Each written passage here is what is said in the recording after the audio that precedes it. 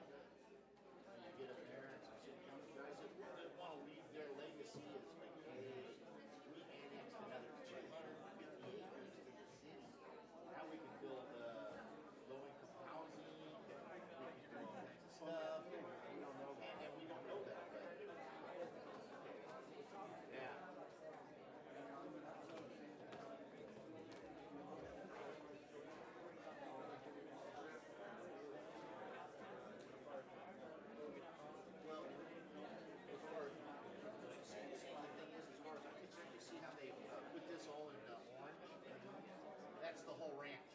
Over here, they're just buying this little bit. So the property tax on that. I did. It didn't work the first time I tried it. They're having trouble with it. They replace a 12-year-old computer. It'll be okay. Once they develop it, they have a sewer plant on it. It's not just raw land that you're buying. So I think we're live on TV, and we're about to get live in the room here also. Those of you that are having a great conversation at one of the tables on the side of the room, we're going to get started. Thanks so much for being here. My name is Dave Buckingham. I'm the city manager here in Morro Bay, and welcome to what is intended to be and will be a great information exchange. This is, I'll just sort of note that you can see that this is not a public meeting format. There are a few council members in the room. There are a few WRF advisory board members in the room, but we're not bound by the public meeting sort of rules. And we did that intentionally because this is less an advocacy session than it is an information exchange. So we're going to have a pretty short presentation here, and then get into a question and answer period. And we look forward to engaging with each of you that is willing to engage in a more public question and answer like this instead of around the tables as we've been doing. If I could just get a feeling, so we've been working through some of these things for about 3 years. We had 2 different outreach sessions like this last fall in October. One was on the different construction techniques, design build, design bid build, and one was on different treatment technologies. Some of you were here, some weren't. Who was at one of the sessions that we had in October or November? 1, 2, 3, 4, 5, 6. Okay, great. And then we've had a couple of things this year, but specifically the council meeting a month ago, we went through some of the fairly long recitation of the history of the project. How many were here for that council meeting? Participated in that. Okay, great. So thank you for that. And I ask that because there are some folks in the room, and perhaps some folks that are listening, watching on TV, that don't have the same level of experience as some of you who are sitting in the room with the project. Certainly not as much as Bob, who has been at every one of these presentations and activities through this process, and engaging in a great manner. But so we're going to do a short presentation. It is not going to be a 45-minute presentation rehash of what we did at the council meeting a month ago, but it is important just to make sure that we're all starting from sort of an even playing field here. And then after 10 minutes of that, I hope, or less, might go to 12. We're going to open the podium up for a question and answer, and with whatever questions are thrown at us, we'll do our best to answer now, and take great notes, and then we'll assemble all of these things and report back. Well, first, then we'll do this again on Sunday afternoon. So those who can't be here today, please join us in person on Sunday afternoon. We'll also have a booth set up at the farmers market on Saturday downtown, to engage folks in an informal sort of off-site way there with many of the same displays. And then we'll have an update at our council meeting next Tuesday, the 12th. And then we'll be at the Spencer's Farmers Market on April the 14th. So without much more intro, again, I'm Dave Buckingham. Sitting to my right here is John Rickenbach. He's the Deputy Program Manager for our water reclamation facility program. Sitting to his right is Mike Nunley, who's the program manager. So Mike and John are essentially my staff officers for this project. So I've got Rob Livick, who does public works, and Susan, and in fact, Rob Livick is here. I should introduce him. He's on the slide. And Susan Slayton, who does finance, and Eric Endersby, who runs the harbor. Well, Mike and John are running this project for us. They are yes, technically consultants, but they've been hired on.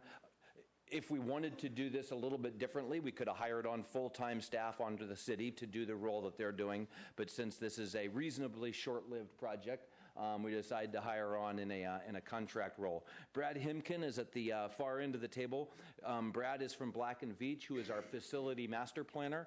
We are partway through that. The facility master planner does really the holistic master planning for the project, helps us gets into some of the engineering details, helps us identify what kind of site, what kind of facility that we need to have in order to produce the kind of water we want to produce. And let's see, Debbie Rudd is here as well. Debbie is our outreach coordinator, part of the team. She set this up. She's our key person in community outreach. So going on, I'm going to blow through this slide. We're just going to talk briefly about goals, a little bit of a review of sort of how we got here, and then a little bit of a very brief look at a few of the sites. I do want to take a minute on the project goals. This is where I'm going to spend the most of this 10-minute period. So these are the goals that were established really by the community. They were adopted by the City Council as part of a broad community effort in 2013 to establish the goals for this project. Any good project needs to have some goals. So the first goal here is to produce tertiary disinfected water. That is what that means. That is one of the highest, using California state standards, that is one of the highest types of disinfected water that can be produced from a water treatment facility. And in fact, if the state of California moved toward, I say the state, not City of Morro Bay, but if the state moved toward direct potable reuse of wastewater, it would be tertiary disinfected water would be the starting point for moving to that. So this is about as good as you can get wastewater, and leaves it open for a variety of different uses. So that was goal number one, because we want to quit dumping 1 million gallons of water a day into the ocean, and we want to start using that 1 million gallons of water a day in drought-ridden California for a higher and better use, and that is to in some manner help us with our water supply. The second goal is to produce reclaimed wastewater and to do it cost effectively. So that's really two goals in one. The first part is to not dump that 1 million gallons of water a day into the ocean, but to reclaim it and to reuse it. And then the second part is to do that cost effectively. And that we can get into questions and answers about what that means, but one of the things that means is often you want the water reclamation facility to be sited as close as it can be to your reuse possibilities. And for us, that almost certainly means the Morrow Valley. The Morrow Valley is where our best and highest reuse opportunities are, whether they are for ag in lieu or for groundwater injection, and we can talk about those things. The third is to allow for on-site composting. Some of the residual solids after the wastewater process, just like you can compost at home, those can be composted to further break down the organic solids, which results in actually a usable solid product for fertilizer and those sort of things. Right now, what happens to our solids at the existing wastewater treatment plant is they are pulled out and they are laid out in the sun or the fog in sludge drying beds, and then they are scooped up and put on a truck and trucked out of the county. That will certainly not happen at whatever kind of water reclamation facility we build, but there's the goal here is to do some on-site composting, which would further break things down on-site and would reduce and limit the amount of movement we would have to do of solids off of the site, and also render them more usable locally for fertilizer or something else. The fourth goal was to design for energy recovery. We're not sure if we will get to a net zero site, but in engineering and in green engineering parlance, net zero means you produce as much energy as you use on a site, or you produce as much water as you use.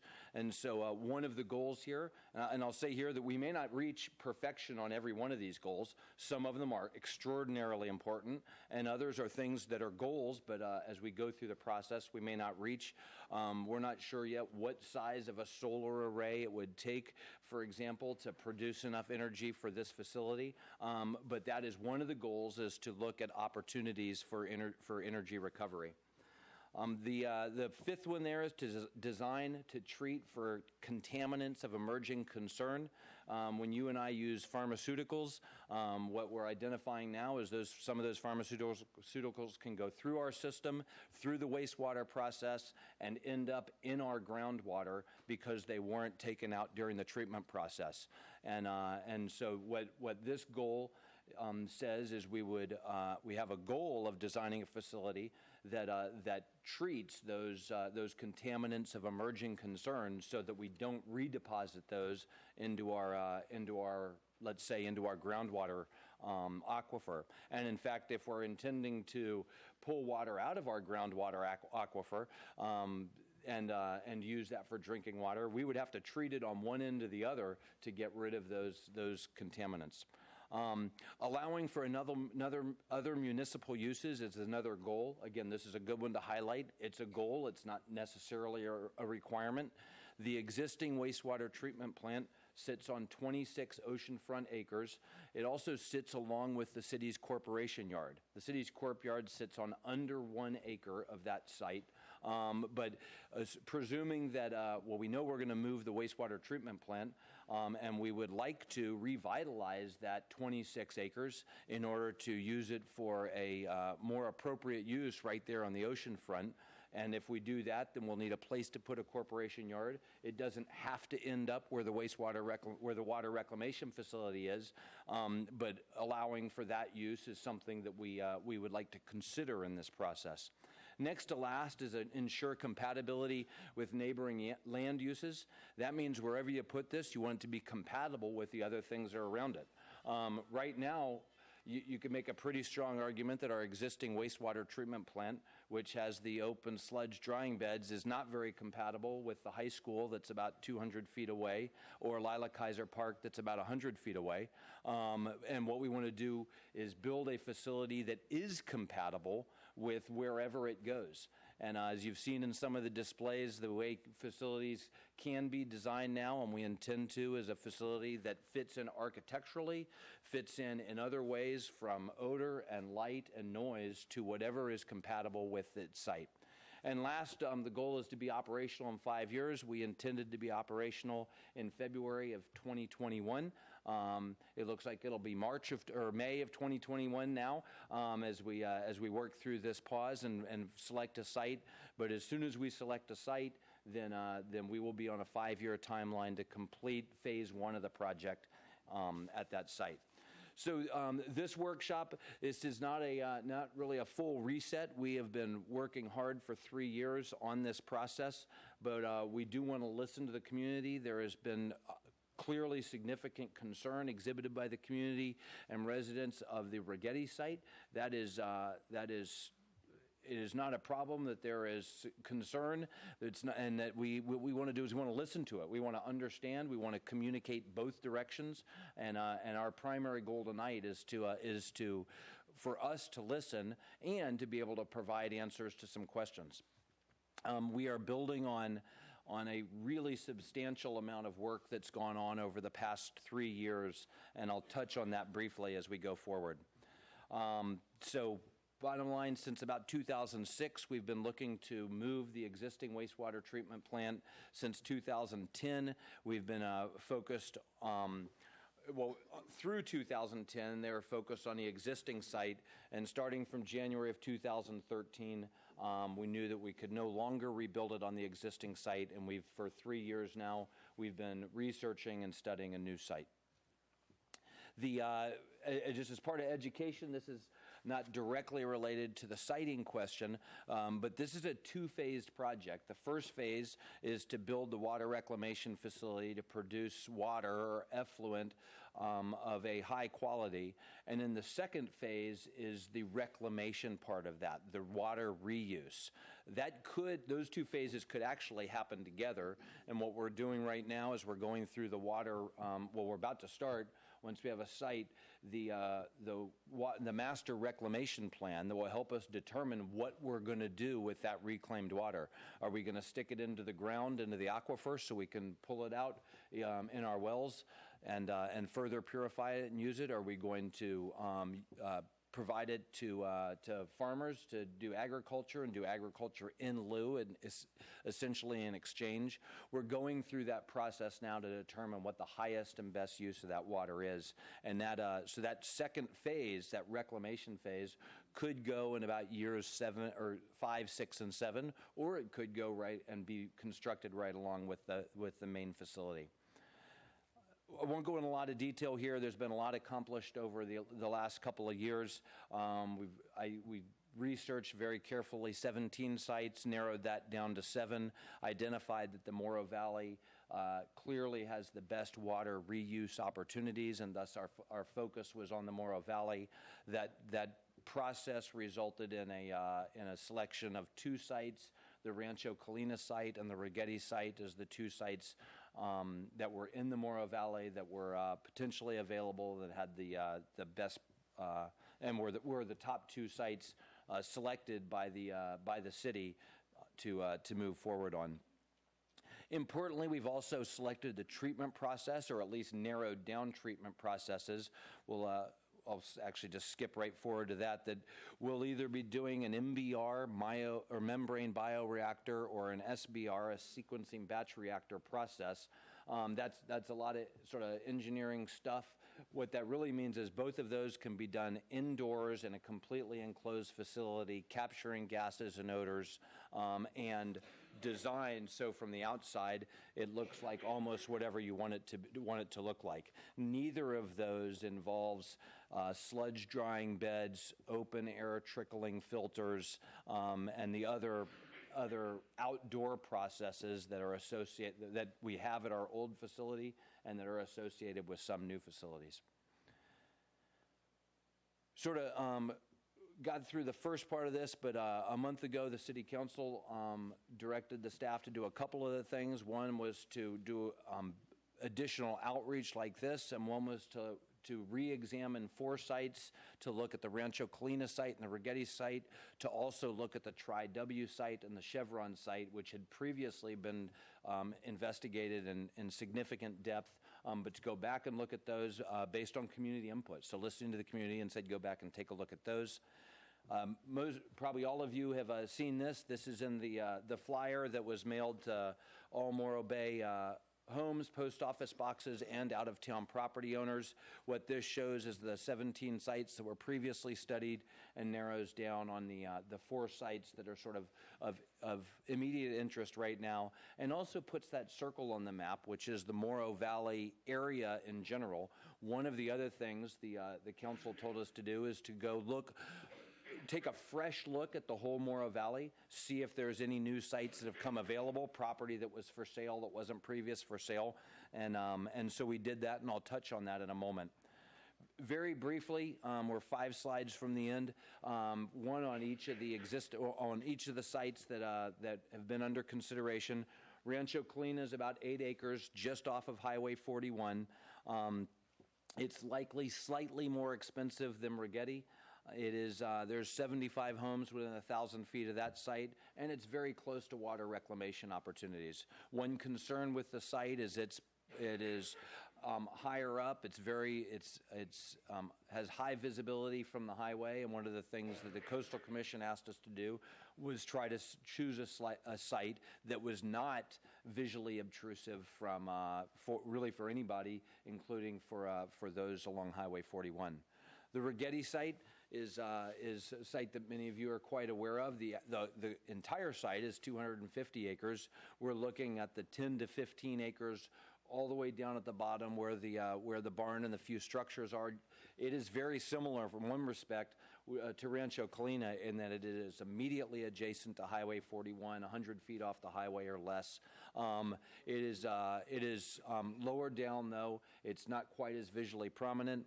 It would likely be less expensive than Rancho Colina because of the cost simply of putting in pipeline.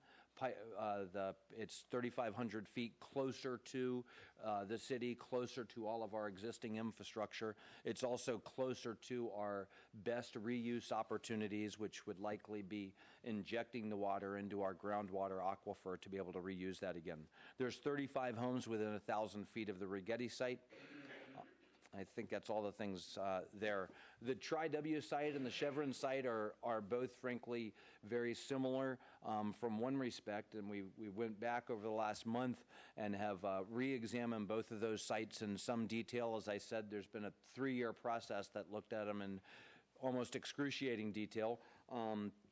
And both of them, based on their distance from the city and on the topography on which they would have to be built, would be 10 to 15% more expensive than either Rancho Colina or Rigetti. So on a $100 million project, that translates to $10 to $15 million more expensive. The Tri-W site, there's about 550 acres, sort of to the northeast or northwest of the South Bay Boulevard Highway 1 intersection up in the hills there. That's the Tri-W area. It is more difficult construction up in there, and it's a bit of a distance both from our water infrastructure and from our best reuse opportunities in the Morro Valley. And then the Chevron Toro Creek site is about 3 miles north of Morro Bay, and thus much of the expense there. That is a significant expense to put pipeline up to for the sewage and then back from that site. I do want to note, and this is, I don't want to get any of us, including myself, too excited, but the City Council did tell us to go back and relook in the Morro Valley. We've done that. There is a site in the Morro Valley that's nearly directly across 41 from Rancho Colina. It has, I will say that it has significant potential as a site. There are a few concerns that we are working hard to examine right now. That site is under the Williamson Act, which is an Ag Preservation Act. There are some fairly significant hurdles to climb or to clear in order to get that ag preservation removed from the site. That said, we're probably in a very good position to clear those hurdles because we are a municipality looking for an important infrastructure project, and we have looked at other sites, Rigetti and Rancho Colina, and found some concerning environmental and neighborhood compatibility issues with those. So we are working super hard to evaluate that site right now and to identify if we can clear those hurdles, the Williamson Act hurdle and an access easement hurdle. If we can, then this would be a very, very good site, and it would compare very favorably to both Rancho Colina and Rigetti, and would perhaps be our number one site. So we're working on that right now, and as I was sitting here rehearsing my notes, I got an email from our attorney that listed what we would have to do to work through the Williamson Act issues. So I want you to know that we are working through those things, and I'm hopeful, if not optimistic, that we might be able to present this site to the City Council as a viable, feasible alternative to either Rancho Colina or Rigetti. So with that, that was the presentation. Sorry, that probably went more than 12 minutes. But at this point, we have at least an hour and 15 minutes to open the podium up to questions. There's no 3-minute time limit, which means feel free to ask a question and receive an answer, and ask another question and receive an answer, and have a dialogue. The team is here to engage with you, and there's others in the audience as well. So Rob Livick and Debbie that we might need to rely on to help answer some of our questions. I'm sorry? Yeah, so with that, I'll ask anybody that has questions about any of this, about things you've heard that we can help answer. Yes, sir.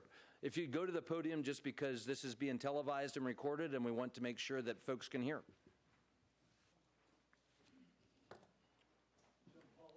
Yes, sir. And I live right to my back door is in the Rigetti property. But when I bought that house, they told me that that property was under, what's it, Anderson Conservancy? Or what is that? Williamson Act. That property would be tied up for about 30 years. Now, I know the lady died there, and so there was a trust. I don't know if that finished, that Williamson Act, or does anybody know if that's still in effect? That property is not under Williamson Act now. I'm not sure if it ever was, but it is not now. Okay. Which does mean that it's available for sale for anybody to do whatever they could convince the county was a good thing to do on it. So that piece of property is in the county, and so... the city's tied it up, right? I'm sorry? The city has tied it up. The city has tied it up for 6 months, extendable to about 18 months, yes.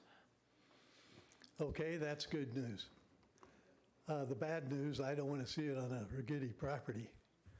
But I don't feel that you've really gone into the Tri-W and the Chevron property like it should be gone into. You haven't gone into those properties like you have in the Morro Valley. And we need to know what it would cost. Have you already, has somebody told you, are you working with a realtor? Are you talking to Chevron? What's going on with those properties? How active are you in trying to see what you can do on those properties? Okay, so the answer to the question is on Tri-W, we have not engaged any realtors or anybody on that property. I have met with Chevron and talked with them about their broader plans in the Toro Creek area and on the hills around there. But neither of those at this point are ripe for talking to realtors or trying to procure property. Well, I think you're avoiding the whole thing that this is about. So and that is to find new additional properties to move to. And we know all about Rigetti. We know all about the lot above. We don't know about Tri-W, and we don't know about Toro. So what we do know about both of those is they would cost $10 to $15 million more to build there. Who's told you that? So we've done the engineering work to. And you have done the engineering work? Yes, well, I think we'd like to see some of your engineering work. Great. And we'd like to see the comparison, and we'd like to know how you arrived at that, and who the realtors were, or the owners that you talked to, and so on. So and if you really looked at the ground to see if you could recycle the water, because that's a big problem with Morrow. And I think that you're going to have a heck of a time when you start trying to put 1 million gallons of water down in that area that you're talking about. So what we know is that the Morrow Valley, based on a fairly extensive amount of research so far, is the best water reclamation opportunities compared to the Choro Valley and compared to the Toro Creek area. Have you given the same examination to Toro? Yes, as I was just saying, and as Toro. So the Morrow Valley presents the best water reclamation opportunities from those three. And we know, not based on the cost of property, but on the cost of construction, simply the 3 miles plus of pipeline to get to and from. Well, that's great, because we look forward to seeing that. We would like to see the details of that. Great. So actually that is, go ahead. Yeah, what I was going to say is we do intend to provide more detail than what we've just provided here today. Just keep in mind, we're doing this as an open house to sort of present what we have known so far. But we're in the middle of doing a little more investigation, and we have actually reached out to the property. Excuse me. You know, how many times do we have to hear this story? We know what you want. We know you want to get into Rigetti. You're looking for the easiest avenue to put this program together. I understand that. But we don't want to keep listening to this. We want to find out about these other properties and just how valid they were. Because, you know, a lot of time's going by, and I hope in 60 days from the date that made the commitment to do it, that you have those kinds of answers. So I totally appreciate your concern about Rigetti, and one of the things we'll present to the City Council and take direction from the Council is the trade-off of a 10 to 15% more expensive facility outside of town.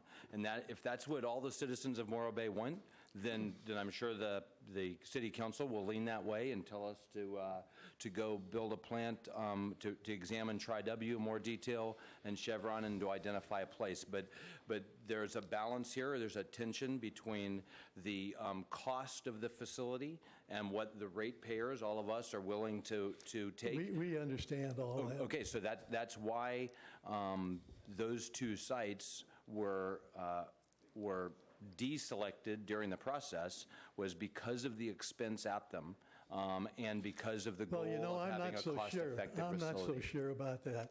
Okay. I think it might have been, the easiest opportunity. And so that's why I hope you can really sell me on that, because I'd be much happier. But I think the other people in the city would like to know as well. Thank you. Good, thanks, sir. Thank you. Yeah, Bill.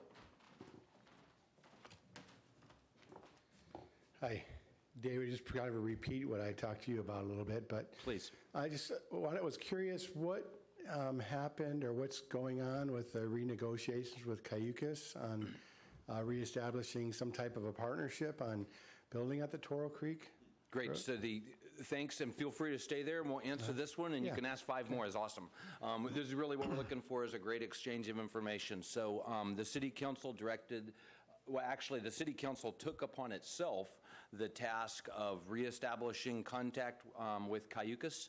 The mayor, Mayor Irons, reached out to Supervisor Gibson recently to help us through that process. And in fact, Mayor Irons posted a letter today to the Cayucas Board, the CSD, Cayucas Sanitary District Board, asking them if they would be willing to reconcile and to begin to work together, and recommending perhaps a professional mediator to help the two boards work through some of their concerns and issues.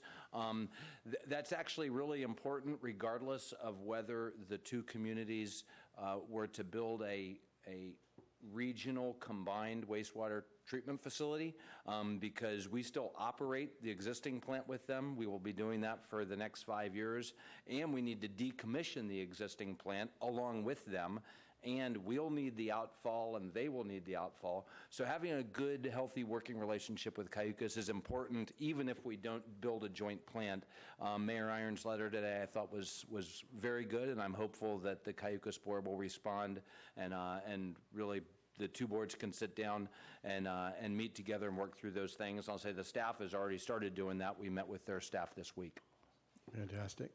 So the other question I had was, and I talked about this at the last meeting we had, was that we're planning on buying a piece of property that's estimated to be about $2.5 million. Is that like roughly?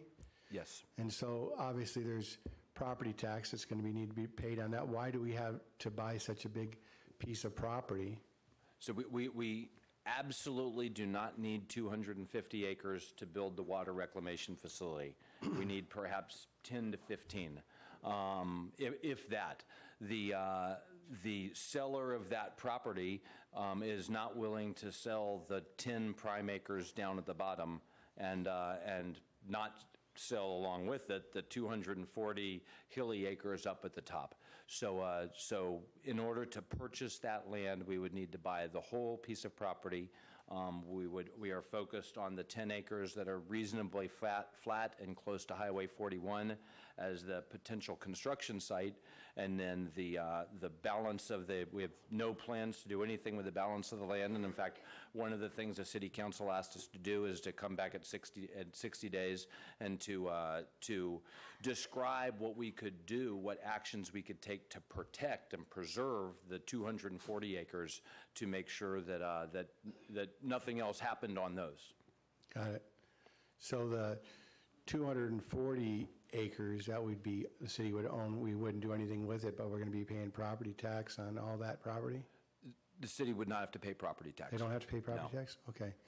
So then the next thing I wanted to ask is, since we are kind of looking to pull the trigger on that property, it's $2.5 million, why couldn't we take some of those funds and allocate them to incentivize Cayucas to partner with us instead of, make it more in their favor of building a plant? Has anybody considered that? To use which funds? Sorry, Bill? To use the funds that we're going to spend $2.5 million to buy a piece of property and use that to partnership with Cayucas Sanitary District. I mean, use some of it, obviously, but I'm just saying right now, there are 30-60 or 30-70 partners with us in the existing treatment Yeah, plant? 70-30, 60-40, depending on which part of the operation you sort of Right, consider. so I mean, could we make them a more generous offer to make them, to kind of... I think that's something that, as we re-engage with Cayucas, if they'll re-engage, Yeah. then those sort of things are exactly what we want to talk through and work through with them. Okay. So the last thing that I want to talk about is, I noticed in this brochure that you had the Rigetti property. Well, first you had the Rancho Colima site, and you have 75 homes within 1,000 feet. Those are all mobile homes, right? Not all are mobile homes. Some are. Most of them, majority, right? Majority are, yeah. So you got 75 homes that are valued about a tenth of what our homes cost up there on Nutmeg. And you're saying our property is 35 properties from the proposed Rigetti site. So we're really, you're not comparing apples to apples. It's not a very it's not a very good comparison. So, I live on Lower Nutmeg, closest to the property. And every time I talk to somebody about this, I really get that this site is an excellent site for it. I mean, you guys have done your research. I have a shop across from the Tri-W site, so no matter what you do, I'm going to get sewer close to me, right? But my thought is that, the Rigetti site really is an excellent place. I look at the topographics, I look at, our aquifers, our locations. I mean, it really is an ideal site. But there's just, these owners, probably everybody in this room, that it's affecting. And, everybody in this room, who doesn't know more about sewer than they wanted to know? You know what I mean? I mean, we know more about sewers now than I've ever known in my lifetime, and I'm 59. But the fact of the matter is when we go to sell our property and somebody comes to look at our property, I don't say that I'll ever sell my property. I love where I live right now. But if I go to sell that property and that person's looking at that property finds out that a sewage plant, you can sugarcoat it, call it a wastewater treatment facility, but it's a sewage plant. And, you sugarcoat it, but any potential buyer is going to look at that and go elsewhere. I'd say there's probably 75%. Knowing what most people know about sewage plants. Mm-hmm. We know a lot about sewage plants, and I see where, it wouldn't make a difference to me knowing what I know, but the majority of people don't know about sewage plants, and when we go to sell our house, they're going to go, sewage plant, I'm out of here. They're not going to even look at it. So it's just, I'm not sure what the answer is in that, because, we're going to lose property value. There's just no way around it. And what can you guys do to compensate for us? I don't know the answer to that either. But I'm just asking you to look at another site. Okay? Thanks. Bill, the one thing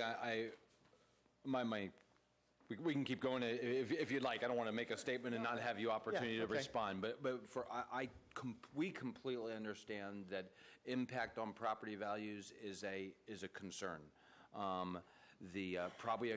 Probably the significant concern. One of what we're working through and trying to assess is what really is the impact on property values. Is it the fact that there is a sewer plant? Yeah, that's what it is. Or is it the effects of that sewer plant? I don't think it's the effects of it. And so there's what we're not going to do, because it would never work, is to try to find an example of somewhere where a sewer plant didn't have an effect on property value, because there's just as soon one that did, perhaps, but we wouldn't know specifically what the reason was. What we do know is there's an awful lot of places around California, in fact, probably almost every community in California, where there are homes very, very close to open-air sewage plants, and those homes change hands fairly regularly. So I am not going to state that there's no effect on property value, but what I know is there are multi-million-dollar homes up and down the coast that are situated even closer to a old-style water reclamation or wastewater treatment plant than the Rigetti or the Ponderosa and Nutmeg properties are located at Rigetti. But I understand the concern, and I'm not saying that there's no concern to be had. I'm just saying that there are also places where there are sewage plants that are a whole lot closer. As we talked before, the sewage plant in Scotts Valley is 50 feet from a $750,000 home, a neighborhood of $750,000 homes. Okay, now I am sure, as you'll say, that all of those were built after the sewer plant was there. But I'm saying if the general public were to be looking for a piece of property and went to look at that piece of property and heard it was 50 feet from a sewage plant, what percentage of those people do you think would say, I'm going to go look elsewhere? Wouldn't you say a large percentage of them would? Knowing like I said, we know about sewage plants. I know that you guys can make it odorless, hopefully.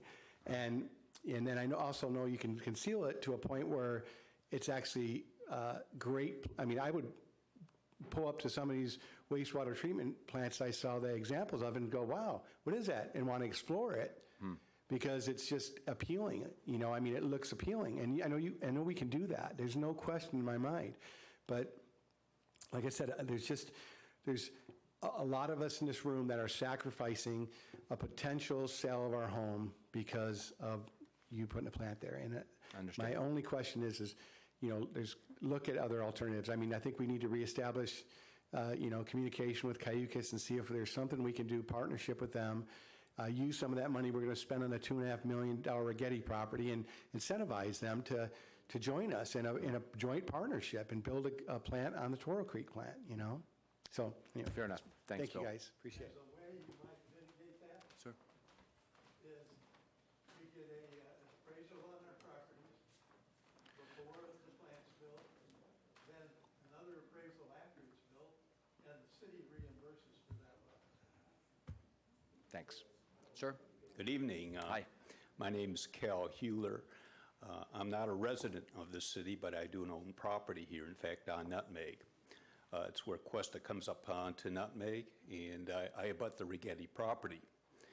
And I appreciate the fact that you're having meetings like this and giving us, the public, an opportunity to discuss it with you.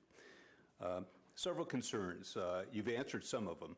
I wanted to know what the acreage of the Rigetti property was. You've answered that it's 250 acres.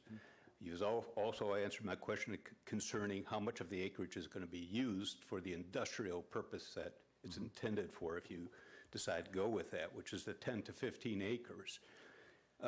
Several issues come to mind, and that is you have an existing residential neighborhood, upscale neighborhood, and all of a sudden you're bringing an industrial project into a residential neighborhood or abutting a residential neighborhood.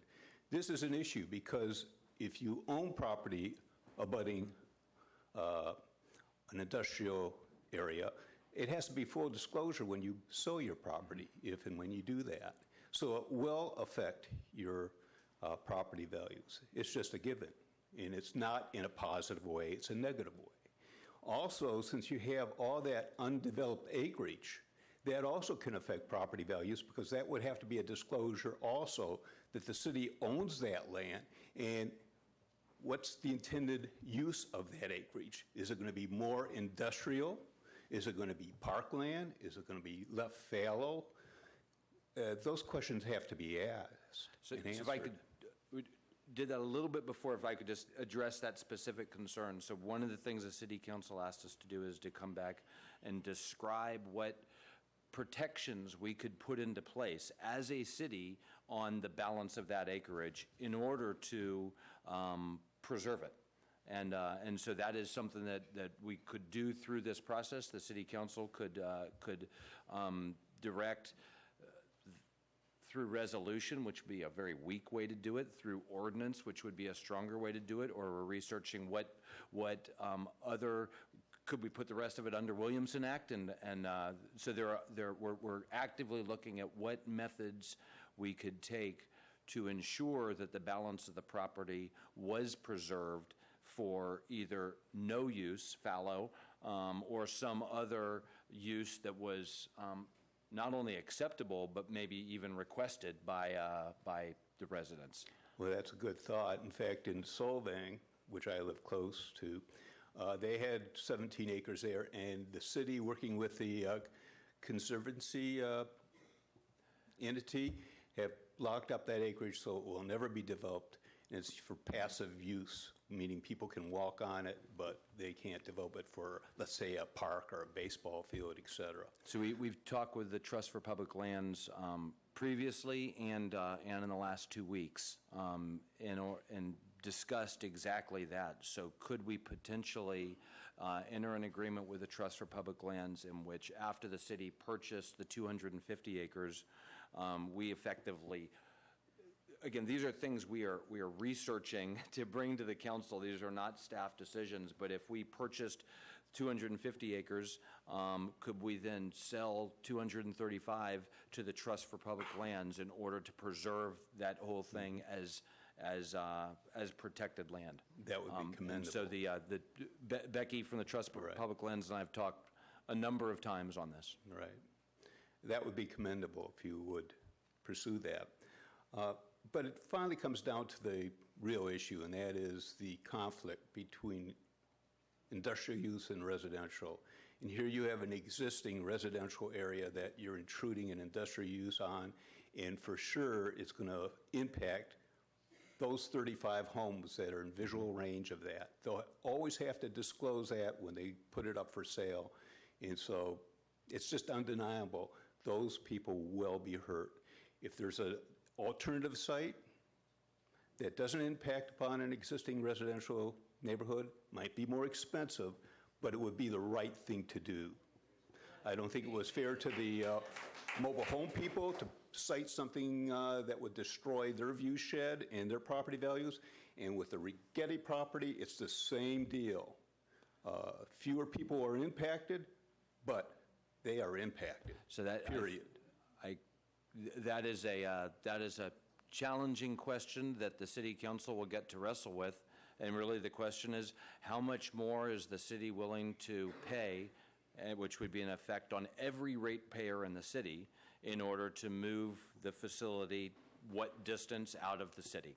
So Chevron is a great example.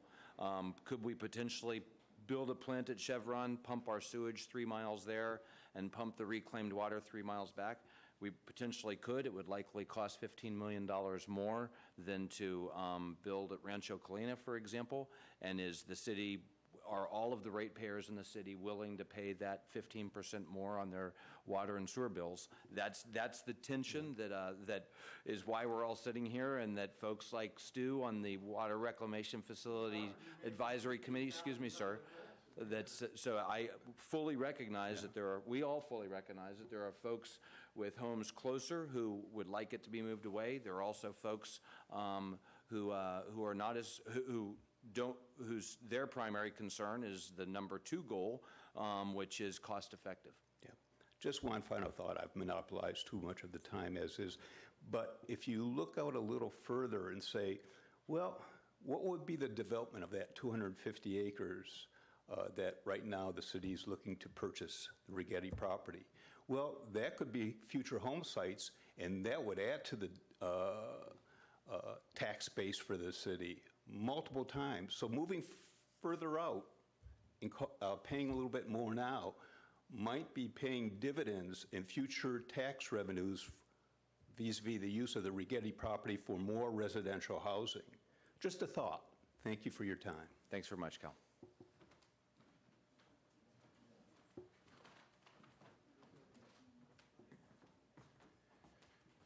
My name is Bob Dalton. I live on Ponderosa. I back up the Rigetti Ranch.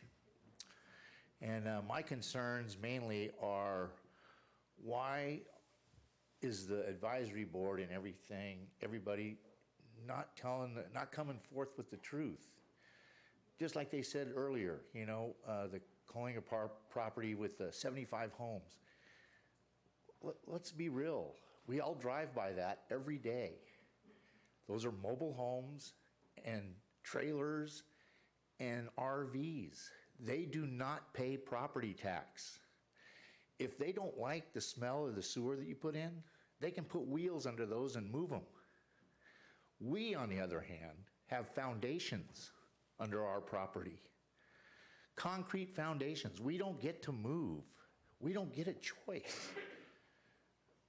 And then not only that, but as far as your numbers, like no matter where you build, you're going to have to dig pipelines. I don't care where it is. You're going to have to dig miles of pipelines, depending on where you want to put this water. And if you want to put it back in the ground for us to drink, I don't think any citizen of Morro Bay is going to go for it. I mean, I don't mind drinking desal water, but I don't want to drink poopy water, for God's sakes. So if let me just try to boil those down into a question or two. So what you said is that the committees are not being truthful. And I don't think they're coming forth truthfully. I agree that when we said that the Rancho Colina site is within 1,000 feet of 75 homes, that we did not say what the property value of those homes were. And they don't pay property tax. Compared to the property tax or value of your pay home. No property tax. They pay a DMV tax on those trailers. I own a trailer in Silver City for my brother-in-law. I know exactly what they pay. You're not being truthful with the citizens of Morro Bay. You're not telling the full truth. I'm sorry if we did not divulge what the worth of those people were. Even in the literature that you're giving them. So your next question was, we're going to have to build pipelines wherever we build. That is absolutely true.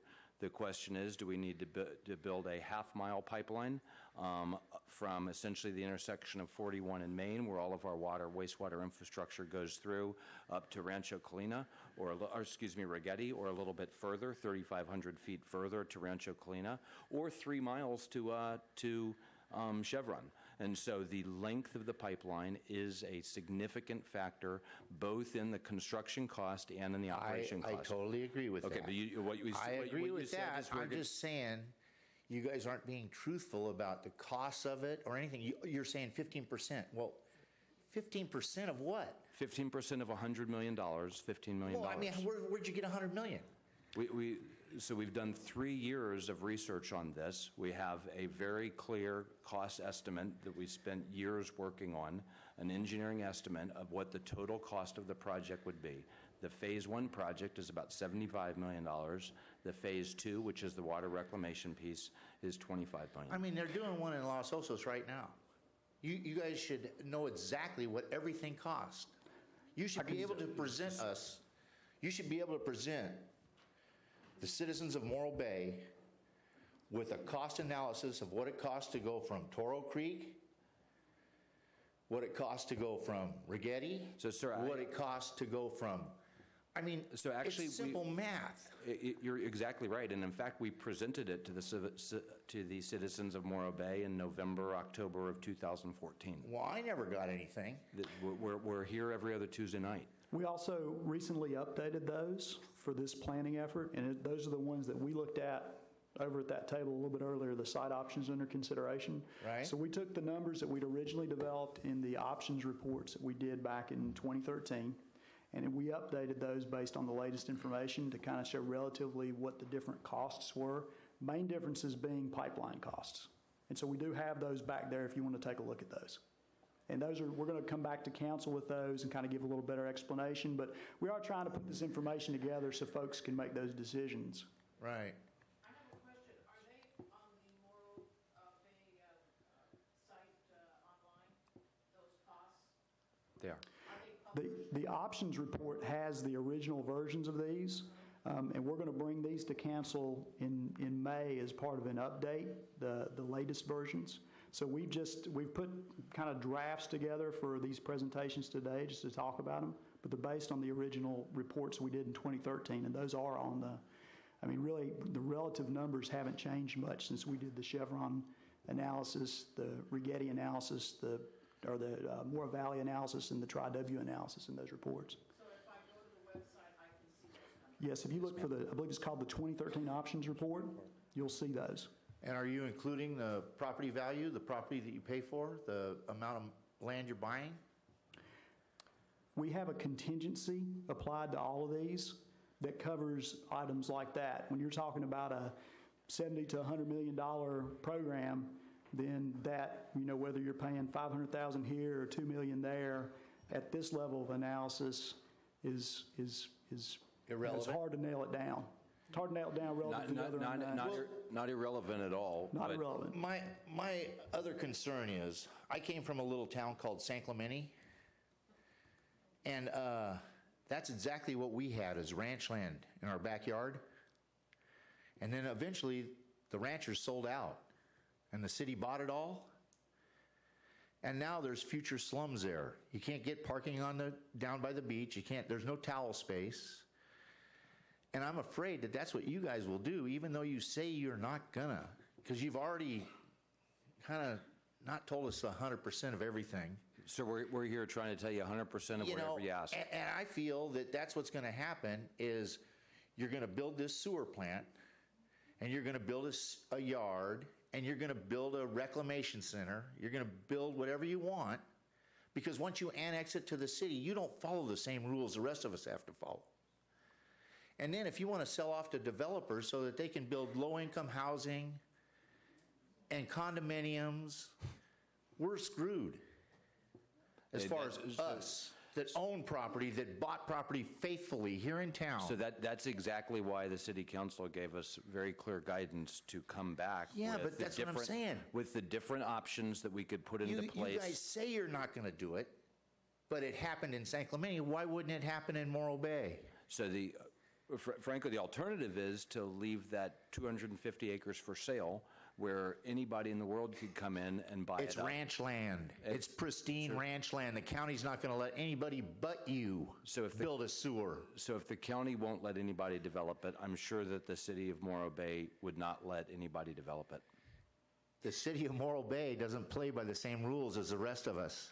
No, I was comparing us to the county. What I'm saying is, once you annex the property and it's part of the city, it's a whole different ball game. great. Okay, thanks. Yes, ma'am. Patty?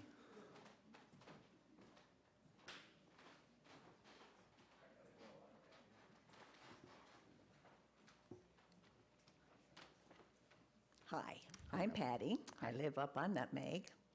I know you said that you could take the rest of the land and put it in a conservatory, but right here you list a on-site composting, solar energy, and a few other things that you would like to put there. I think the composting would give us flies. That's one thing I would be concerned about. I would love it if you would take everything this side where we are and put it in a conservatory. Conservancy.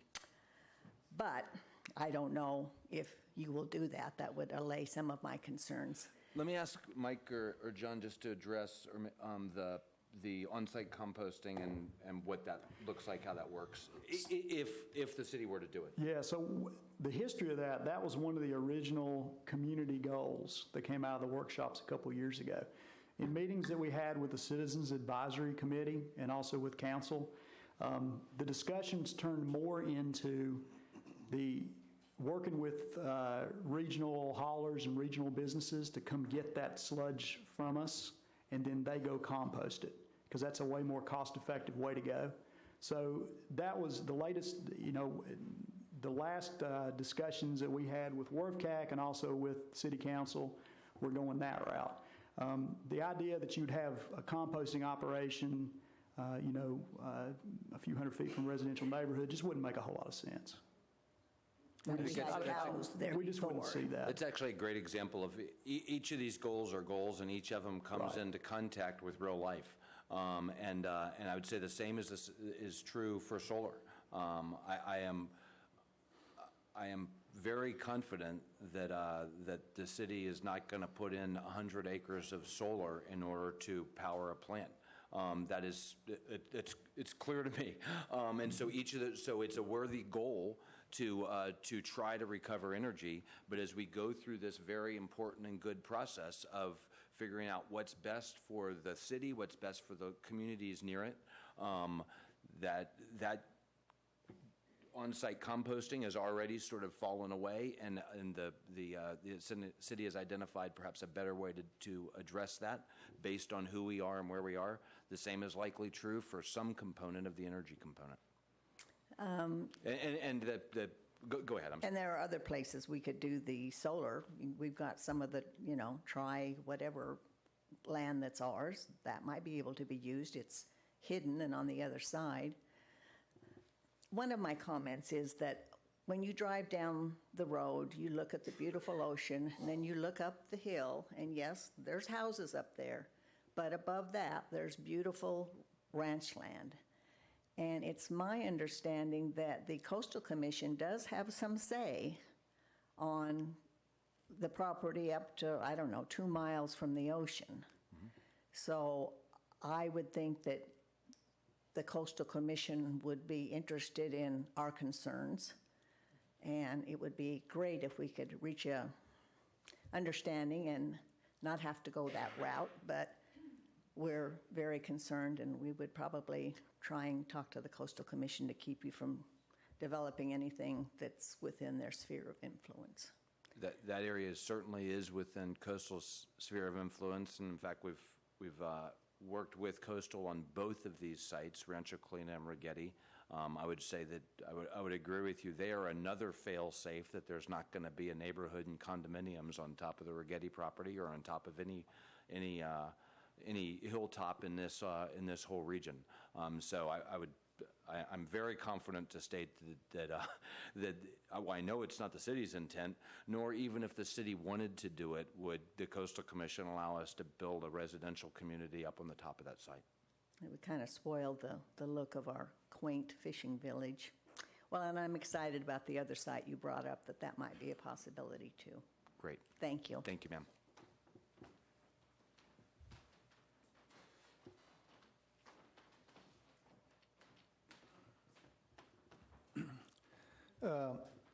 I'm in favor of the Rigetti property. I think this is a great opportunity for us to acquire a great piece of property. It has so many options available to the city. for a long-term investment. And we could pick it up now since it's a for sale. First of all, it's for sale. And we had a chance one time when in fact, we've been working on this for at least maybe even 3 years. And we've been going through meetings. I've been in a lot of meetings with a lot of you folks. And I have concerns too, and because you're all neighbors. But we have to look for all the Moravians. We need a site. And we don't have much time to waste, because the more time we waste, the more costly things get. Anyway, we had a chance to pick it up the first time in all our workshops and meetings and stuff that we went to, but we lost it. Some other organization came in and bought it, or made an offer on it, or whatever. I'm not sure all the details. But anyway, it fell out, so it came back on the market. I think this is our second and last chance to get the best piece of property for the future of Morro Bay. Somebody brought up the Tri-W property. The problem with the Tri-W property, it's prime property. Some of it's already, I think, designed for commercial use. And I'm not sure would it be cost effective even to approach this, because it's not even for sale.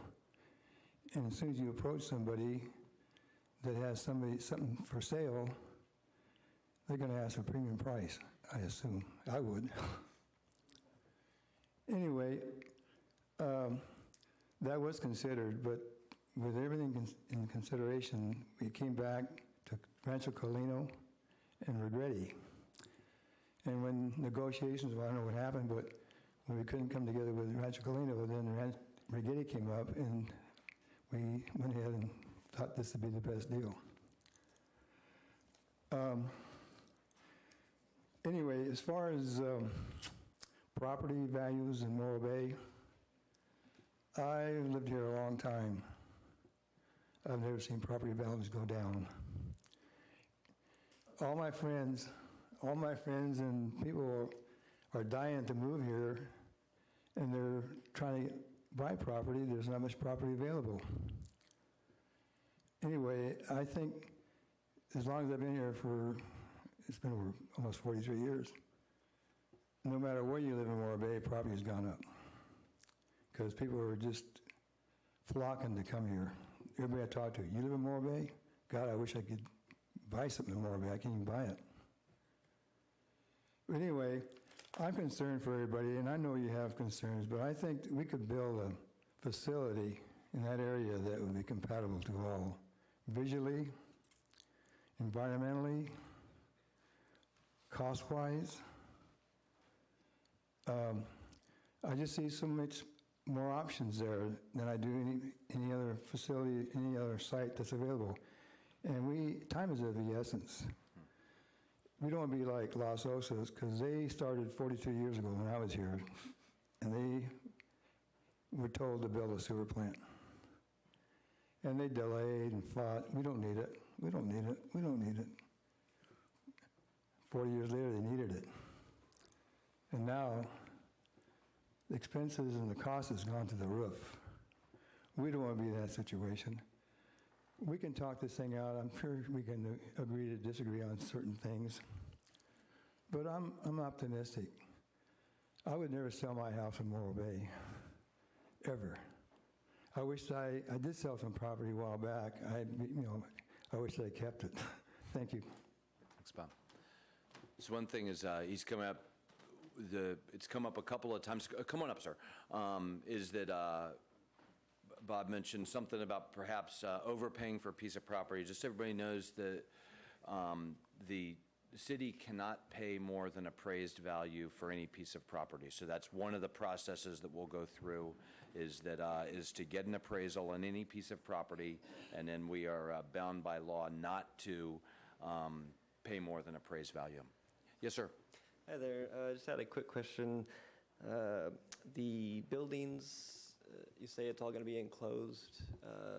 How enclosed are those? Is it just like is it like a roof with, does it allow for breeze to go through the buildings? I think there's a picture over there with, it's like a pool of water and it's covered, but it looks like there's like, openings and stuff. I mean, how enclosed are the buildings? It can be completely enclosed, and in fact, so that air, and I'll let Mike jump in here in a minute, but so that the air can be filtered, the air in the facility. Perhaps the picture you saw was of the Santa Paula water treatment facility. It does have a pond out in the front of it, but that is actually the reclaimed clean water that's out there more as a display. Yeah, it's typical to take the treatment tanks and build them at grade and then cover them with metal roofs, just span the entire concrete tank and then pull that atmosphere out of that vessel, operated under a vacuum so that air is going in, nothing's coming out. Pull that and exhaust it through chemical scrubbing for the odor control. Okay. All right. And does that, obviously the air coming out, once it's scrubbed, does it smell at all after that, or is it, I think one of the meetings here before, you're saying like after it's scrubbed, really the only odor is at the facility itself, basically. Is that? Well, there really is no odor at the facility after it's scrubbed. Now, and for example, headworks would be totally enclosed in a building, and again, that atmosphere pulled off. Now, if you went into that room, there would be odors, but once the atmosphere is pulled off and scrubbed, that from the outside, that's why it's odor-free from the outside. Okay, and the corp yard, if it goes out there, would that be to the east of the existing flat land in the property, or would that be, towards the homes, or is there any layout at all? So let me just talk about the corp yard for a minute. Just like some of the other things that we've described, corp yard is in the goals, but not every goal for this project is gonna happen, and so that is one of the discussions that's ongoing: is will there be a corp yard or will there not? Our existing corp yard. So the corp yard is the city yard for our city, which is a pretty small city. Some things will be at the wastewater plant, at the water reclamation facility. Certainly the guys who run that facility are going to work there. Our corp yard is under an acre, and there's about 15 gentlemen who work there. They're the folks who work on our clean water pipes, on our sewer pipes, and who do maintenance in our parks. Most of them drive city pickup trucks. The city is actually in the process of getting out of the business of owning big pieces of equipment. We think it's probably far better to lease a dump truck on the 3 days a year we need a dump truck than it is to own one. And so the corp yard is actually a very small footprint at the existing site. If it was integrated into this, there's some good reasons to have all of those things consolidated, because it's useful to have the guys who are working on your sewers, on the sewer lines that go from our homes into the plant, to have them working all together with the wastewater plant folks. There's some synergies there. If it were incorporated into the site, I would think it would be under an acre. Actually, it encompasses an acre, but it's not even, the whole acre isn't even used. A lot of it is sort of storage area that's not used. That would, if it were at the Rigetti site, it would go on the north, sort of west side of Highway 41 in the main area of the Rigetti site, somewhere down low alongside the water reclamation piece. We have not got to a very detailed layout of the site because we're still going through this engineering process of determining exactly what engineering process we need to use to produce the water that we need. So whether it's, mention those technical terms, an SBR or an MBR, what the actual layout of the site looks like will be determined as we take the next steps. Once we know where we can go, then we can start laying things out, first based on the engineering requirements, and then based on the topography and those things. Okay. And the dry bed's certainly not going to happen, is what you were saying earlier, as far as the composting. Definitely not. It is, I guess those talks that you had must have been pretty recent, because or there's a miscommunication, because it was on the flyer that got sent out, the color flyer, it got sent out. It says, like, on-site composting on the flyer. So important to differentiate between on-site composting and old school 1954 composting. So our existing wastewater treatment plant has 12 open air sludge drying beds. That will not be at this site for sure, because what we want to do with the water is not dump it into the ocean, but find a higher and better use for it. So on-site composting, as described a moment ago, is we're looking a more different at process. off-site composting. I think is a better way to put it. Is solids are they're dried and consolidated. They're put in covered hoppers, brought off-site, and then somebody else will compost it for us at a regional facility. Us and 50 other communities like ours. They can do it a lot more cost effectively than we can. No odors for us. None of the management issues with a composting operation. Okay. And so you can see a lot of my questions had to do with the odors or potential odors of the site. My family's house is like directly. I mean, if there wasn't that little berm right there, that's where the sewer is. Arguably one of the closest homes, and in the direct wind path of the facility. So just that weighs on the mind. So anyway, thank you. Thanks for your questions.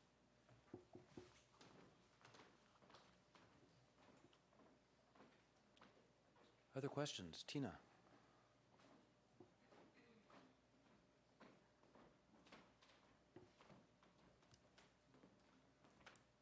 Good evening.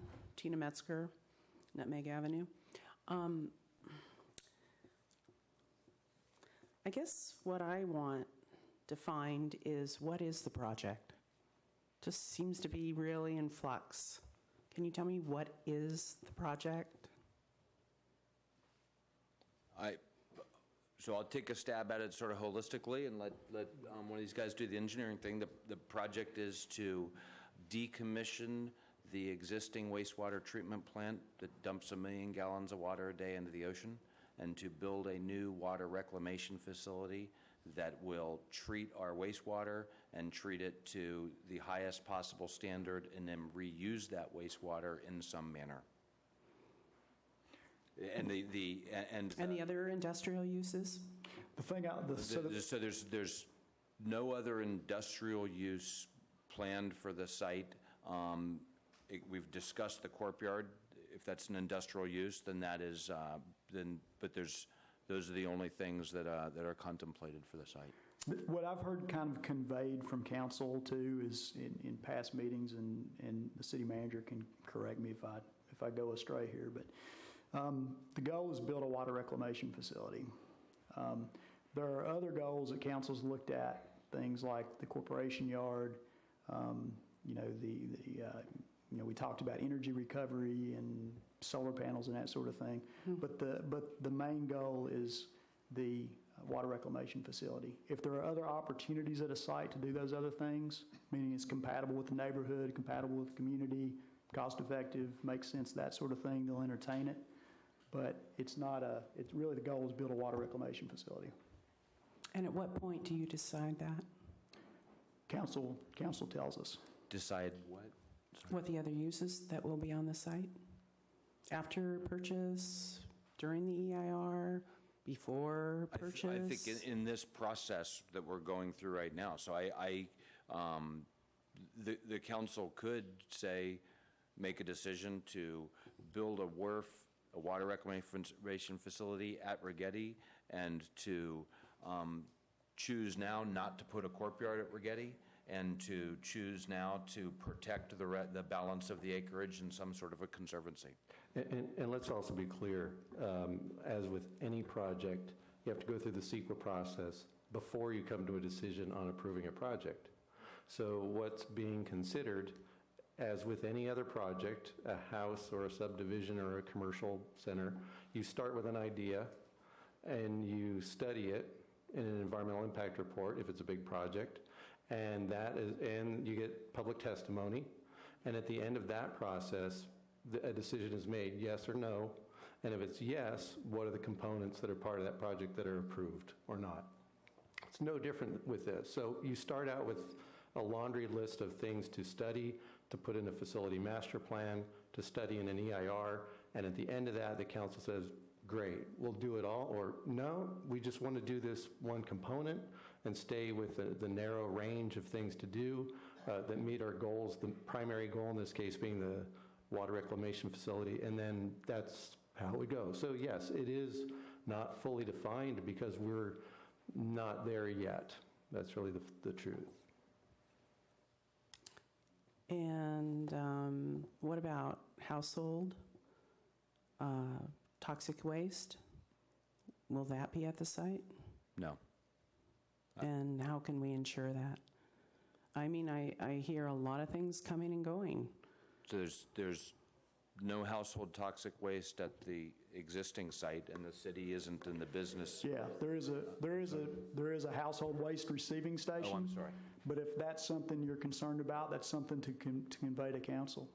I mean, the current plan is that would go to the new site. But if that's something for the community to comment on. Thank you. Okay. And so now have we eliminated the composting the biosolids for good, or is that also in flux? Council's not given us direction on it because they're waiting to see the facility master planning process completed. So that's really going to be something that comes out of the facility master plan process. And at what point will that be? Well, as soon as a site is identified for completing facility master plan and for the CEQA work, then it'll take a few months after that to get the facility master plan wrapped up. And will that be at the point where you know what site you're going to proceed to purchase, or when? Give me an idea. We really can't go any further on the facility master plan until we have a site. So what we've done in this process, we've been moving along. We've been doing facility master planning, but at a holistic level, looking at what our influence look like, what treatment processes would be required in order to treat them to the right level. And then we've frankly pushed pause on the facility master planning and on the environmental work. We're ready to push start again and go forward. But in order to go to that next level, as we were just describing for the gentleman before, we need to know what site we're going to, because that's when the rest of the location-dependent planning can be done. And I'm sorry, we probably got 3 to 4 more months' work. Once we know where we're going to put this, that was your question. I didn't really get to it. Once we know where we're going to go and choose a site, we have about 3 to 4 months left of facility master planning work, and then we'll have a project. Then we'll have a well-described project that we then can go to the next steps on and start the environmental work on. Actually, we would start some of the environmental work as soon as we know where we're going. And the solar farm, is that also part of the project? As we've described, that remains one of the project goal doesn't say solar farm, it says design for energy recovery. It doesn't say it doesn't say build for energy recovery, it says design for that. And it doesn't say design for 100% energy recovery. So could there be, it could go from nothing to solar panels on top of some of the buildings like I have on my home to several acres of solar panels. I think based on the discussion that's been going on in the last 30 days, I think it's that is something that is ripe for discussion, just like household wastes, toxic wastes, and courtyard and those things. I think as our residents, as we hear our residents' voices, those are things that council's listening to very carefully. Well, you're hearing our voices. It just seems to be growing every time we turn around. It started out with a sewage treatment plant and a water reclamation facility. Actually, that's not really true at all. Those goals were established 3 years ago, And each All one these of all things. these other industrial uses were always part of the project. So we do have Yes. a project then. We do have all these other industrial uses. As we said, the goals very clearly lay out these things that you're asking about. So you asked about the industrial use of energy, of renewable energy on the site. That's not something new that's been added. That's something that was in the original goals from 3 years ago, And what about the, as was Courtyard. okay, So I just want to be clear, those things are in the goals. They've been discussed over a 3-year period. So we're not adding things on and sort of hiding things in the project. so given all the goals, exactly how much land do you need? 10 to 15 acres is plenty. Right, not including the solar. Not including, okay. All right. And I just am curious, Dave, would you like this project within 500 feet of the home you own? So our existing wastewater treatment plant is within 500 feet of our high school. No, the home you own, that's the question. 500 feet of the home I own, probably be fine with it, because I know what this project looks like.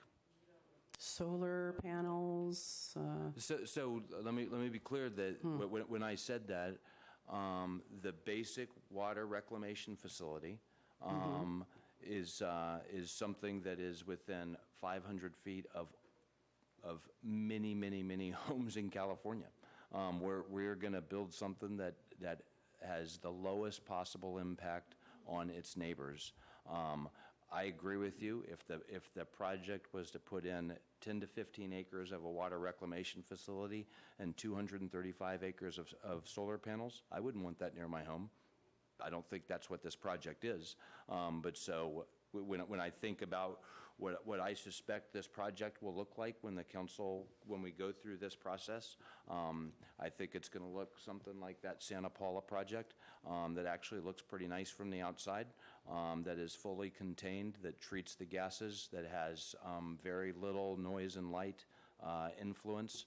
Also note, we haven't talked about traffic much, but on the question of traffic, our existing plant is already on Highway 41, so the new industrial use on the Highway 41 corridor that we're concerned with, that industrial use exists right now on Atascadero Road, the end of 41, right on the beach.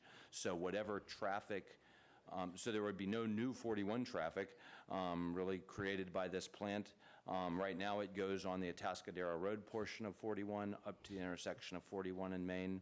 Now it would go from Rigetti down to the intersection of 41 and Main. yeah, I couldn't disagree with you more. Okay. You have all the traffic from the valley coming to Main Street and getting on Highway 1 or going into town.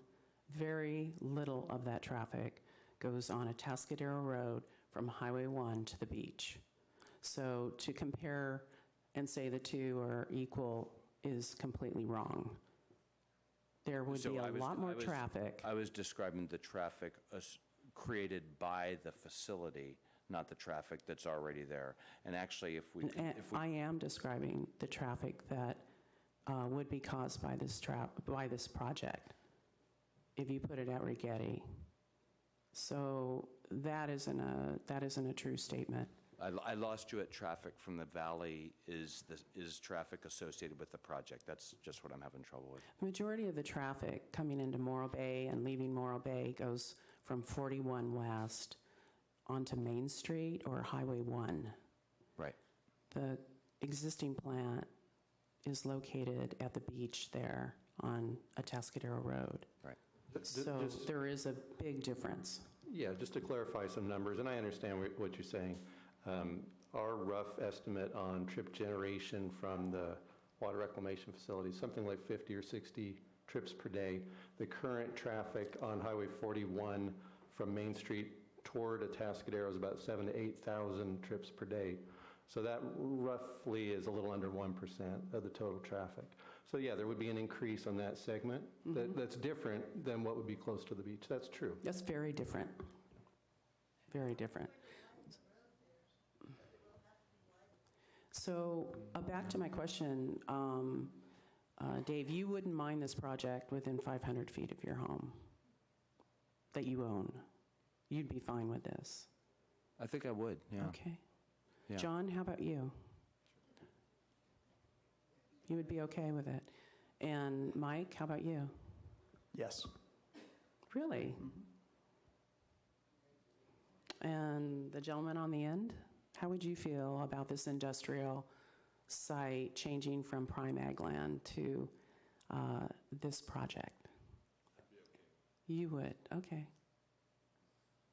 That's good to know.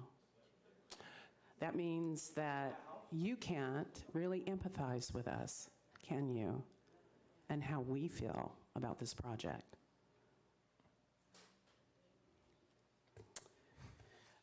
What are the uses you're planning for the existing sewage treatment site once this one leaves?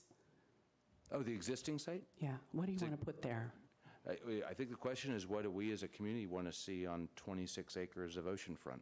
I think it will be a visitor serving site of some sort. It will be likely completely, well, it's certainly going to be completely cleaned up, and we'll go through a process with the community and the Coastal Commission of what do we want to see there. What it certainly won't be is oceanfront homes. No way that's going to happen in that area. Nobody's interested in that. It's nearly 30 acres. It could be partially park, partially visitor serving, beachfront activities, whatever the city wants to, and when I say the city, I mean the community, will go through a process of discussing what's there. I think for the future of Morro Bay, it'll certainly be a better fit than having a wastewater treatment plant that's on the ocean front that's between the high school and our park. And also, I think it's important right now to understand, and you know this, that the city is undergoing or starting a general plan and local coastal plan update, and it's a real opportunity through that process, a major public process, to figure out what would happen at that site in the long range. You start out by figuring out what the long range plan would be, and then the development comes from there. But that's a major step that is just at the beginning of the process right now. Well, you're talking about development in your flyer that you mailed out, and I was just curious what type of development. What would you like to see there? A wastewater treatment plant, probably, but if it's not that. Well, I just know that the Coastal Commission told the city that it wasn't going to develop that site once they moved the plant. So I was just wondering what kind of development you were planning. So I think the Coastal Commission staff in that process gave some guidelines very loosely of what could or couldn't be at that site. They didn't say it would not be just left as a dirt patch. And I think it's important also to note, as you say, the Coastal Commission is going to have to weigh in through the local coastal plan update process and really give their seal of approval to whatever the city might want to consider in that. So it's really a cooperative process we've just begun right now. Okay. Well, they definitely made it clear you weren't going to develop it. You weren't going to put a hotel there or whatever. So I don't know what your plans are for it, but. Honestly, we don't either. We're going to go through a public process to determine what the best use of that area is and what our community wants to see there. And then how can you state how much each site will cost in your flyer? You talk about likely slightly more expensive than the Rigetti, and then you come down to the Rigetti. Likely slightly less expensive than Rancho Colina, and then Tri-W, you talk about one of the top 4 sites in the study, and you talk about Chevron Toro Creek, and I just was curious, how can you make those kind of statements on slightly more, slightly less expensive, when you don't really know what the price of each of the properties are? that you're talking about. So where do you get those statements? We have a fairly good estimate of what the price of those properties are because we know that we can't pay more than the appraised value for the property. And we've had and one of them was listed with a purchase price. So the way we've done that is we had a very good estimate of what it would cost to build at the original Rancho Colina location. And then we've been considering that. The Rigetti site, or the new Rancho Colina location, is a little bit more expensive likely than the first one because it's a little harder to build on, a little hillier, has ground rock closer to the surface. So that's slightly more expensive perhaps than the original Rancho Colina site. The Rigetti property is several $1 million cheaper in construction because it's 3,500 feet closer, less pipeline to build. That's a very real savings both in capital and the construction cost and in the operation cost over time.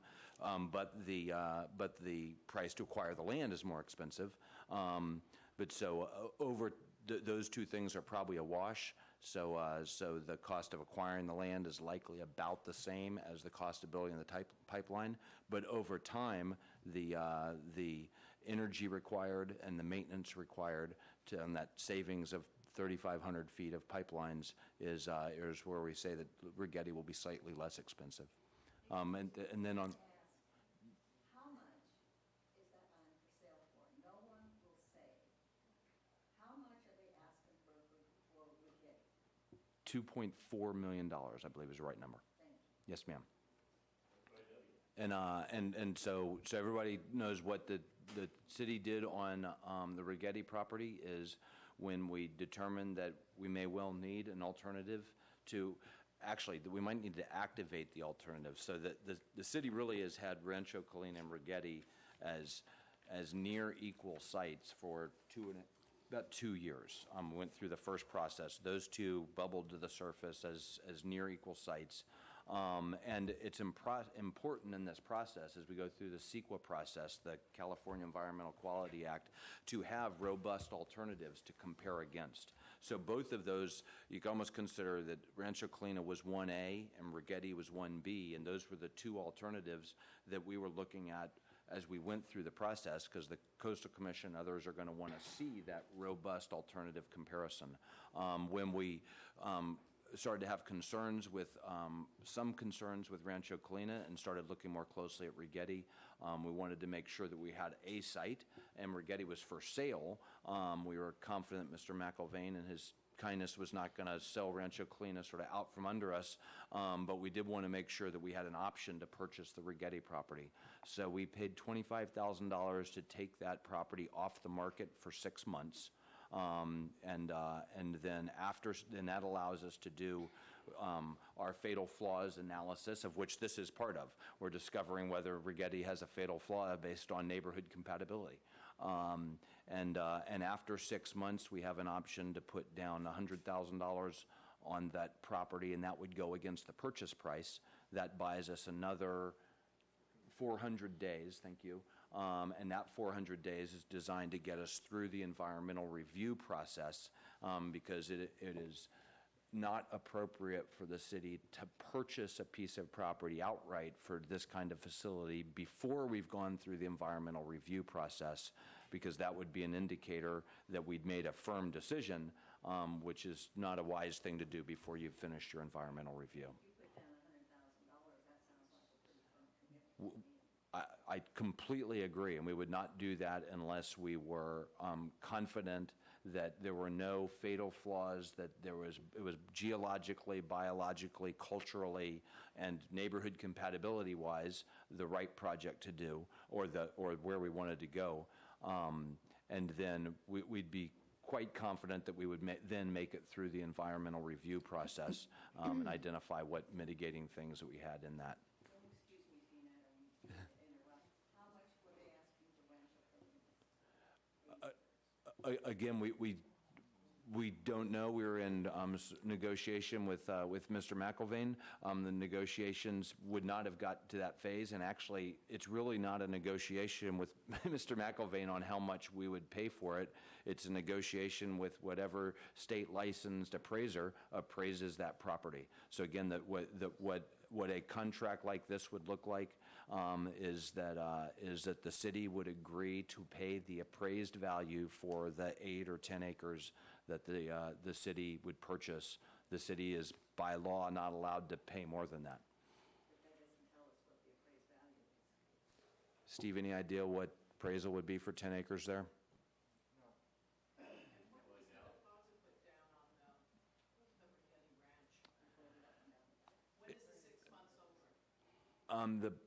It was right at the end of January, January 29th, I believe.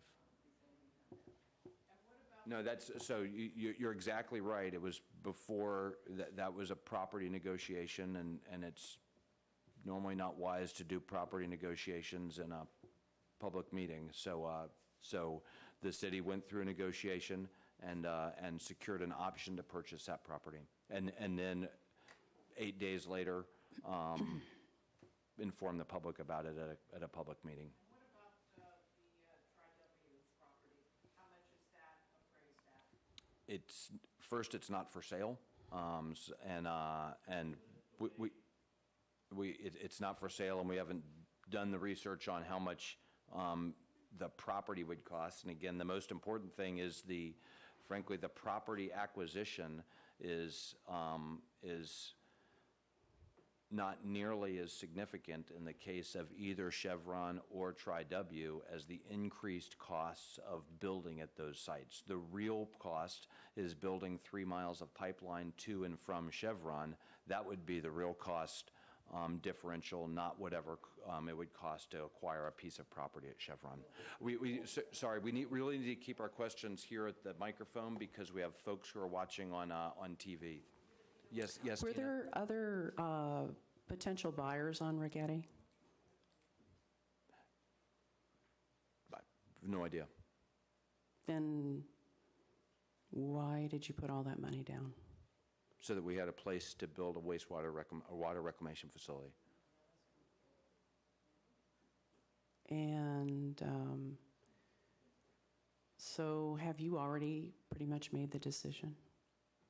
First, it's not our decision to make, and secondly, Well, you advise council. it's not our decision to make, and we're going through this process right now so to help the council make a decision. The argument that if the city buys Rigetti, it'll save that property from being developed into home sites or condos or whatever other things you've mentioned. And that argument actually isn't truthful. There are so many hurdles to developing that site. County and Coastal Commission hurdles. So I would ask you not to use that argument anymore. Okay, I think it was doing that in response to a gentleman that said that the city was going to build condominiums on it. Well, no. The city has no intention of building condominiums. I agree with you. There's not a chance in the world that there's going to be a development or a condo on top of that property. It's an argument that was used in my individual meetings with council members, and council members may believe that, but there really isn't a high likelihood of that happening, and the city purchasing Rigetti is not saving that property. And I think it's equally true that the city wanting or ever getting permission to build condominiums on that is also an argument that we shouldn't be having because it's not going to happen. Again, I would say that all of you really aren't empathizing with the neighborhoods that are affected right now and potentially will be affected if that property is industrialized. The uses are incompatible. We're an established neighborhood, and we will fight you. So you might as well put that into the whole ball of wax too, as far as costs.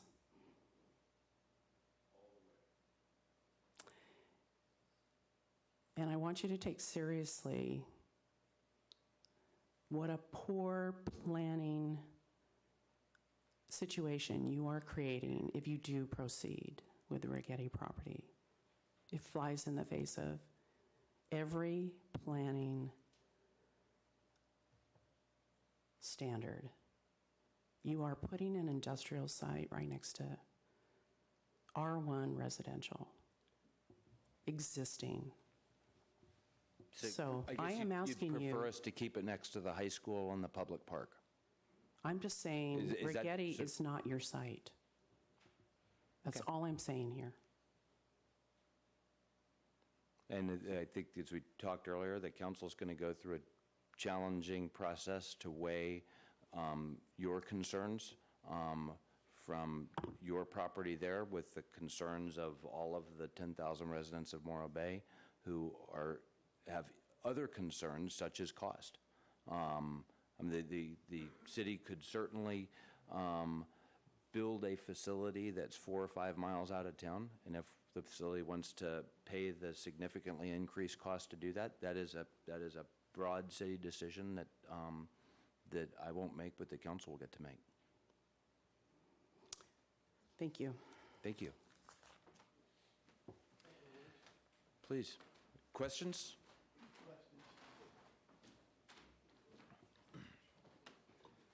You mentioned that the Tri-W was not for sale. Have you talked to anybody have you offered something or asked if they would want to sell or be interested in selling? No, sir, not at this point. I don't intend to unless the council asks us to do that. In my estimation at this point, what the council asks us to do is to come back in 60 days with a fresh analysis of Tri-W. As we talked earlier, as far as I can see, as we talked earlier, analysis, the most important you did analysis 3 years ago. The most important analysis is not the cost of acquiring the land. Oh, it is. No, it's not. The most important analysis That's is the ag cost. land. How much do you pay an acre for ag land? As I said, the most important analysis is the That can increased offset cost all of your building. piping. No, it really So, can't. see, you're not objectively really going after the Tri-W or the Chevron. We will. You're using information you've had for years. And you need to talk to those people. How do you know what they'll do if you don't even talk to them? And then you're going to go to the council and say, well, we've evaluated all these. You have not evaluated them. So please do. That's what we need. And you might find out, gee, it doesn't cost that much for that property. And we can do a heck of a lot of things there. Thank you. Thank you. Please. I have a quick question about the increasing the size of the 41 property and how you were dealing with the earthquake fault. Increasing the size of 41. Access, because right now it's very narrow right there, so you have to widen the road, and then how would you be dealing with earthquake fault? So the 41, there would likely need to be a little better turnoff into the property. Wouldn't be an interchange or anything like that. The amount of traffic that goes, that would go in and out of that property is. Yeah, there'd have to be turn lanes and turn pockets, and that'd be part of working with Caltrans on that. So that's true. Regarding the seismic hazards, so a geologic constraint study has been done at both properties, and they've concluded that there wasn't a significant seismic risk either location, either Rancho Colina or Rigetti, on our parts of the parcels that we're looking at. I know in our house on Nutmeg, when we did some work, we had to have a structural company, structural engineering, we had to do seismic footing retroactively because of that fault. So that was why we got to take that into Okay. consideration. Yep. Because it goes over years. Would you repeat what she says so we can get it on the record for the TV audience? I'm sorry. Sure. So she had first asked about what is and I'll paraphrase, what's the potential for earthquake risk at the Rigetti site? That was one question. And the second question was, would Highway 41 need to be widened at the property? Those are the questions. And then she also stated that she'd been required to do some seismic retrofit at her home and had to bring in a structural engineer.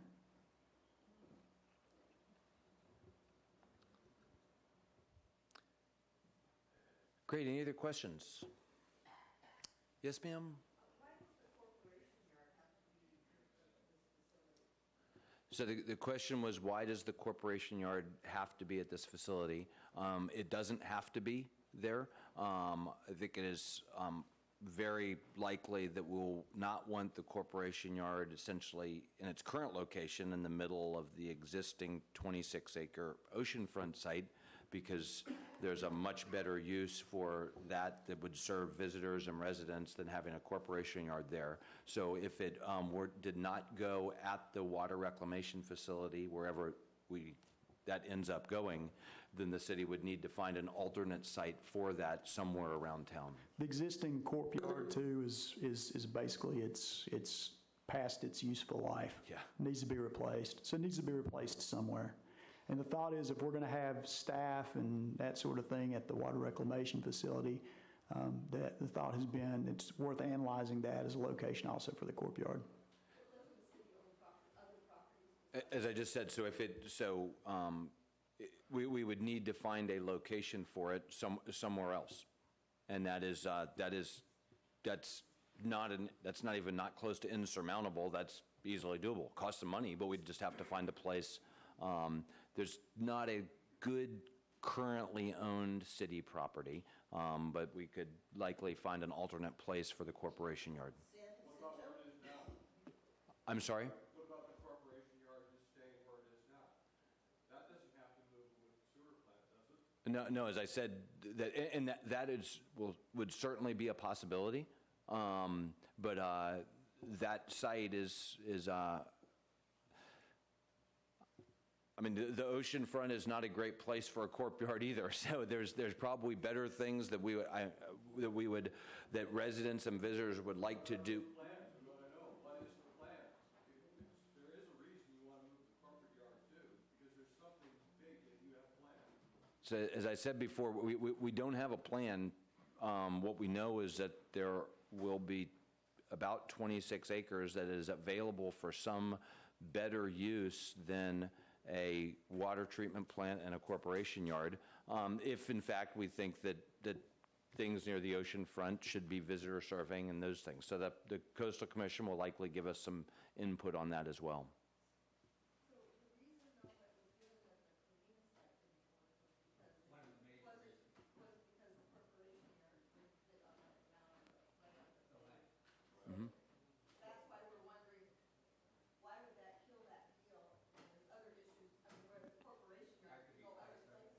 So that was one of the concerns. The other concern is the Rancho Colina site.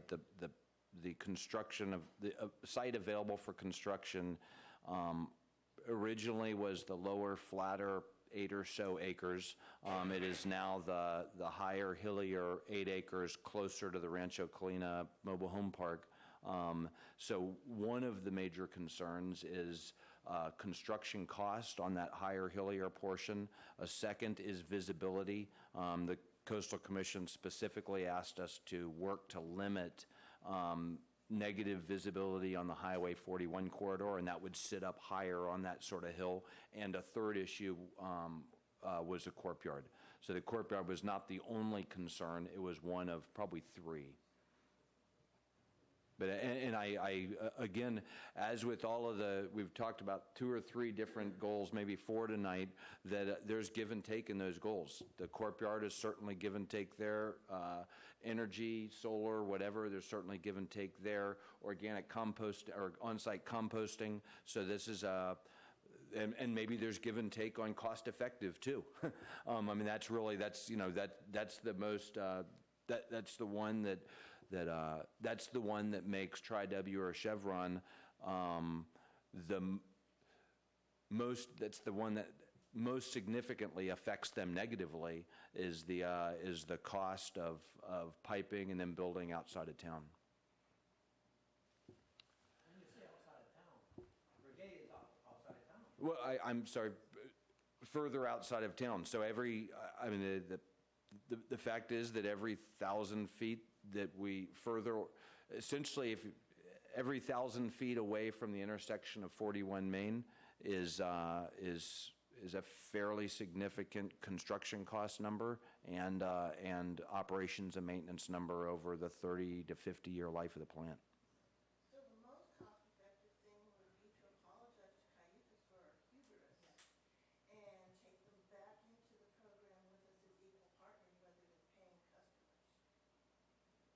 As I said, the mayor today, in fact, has reached out to the Cayucas board.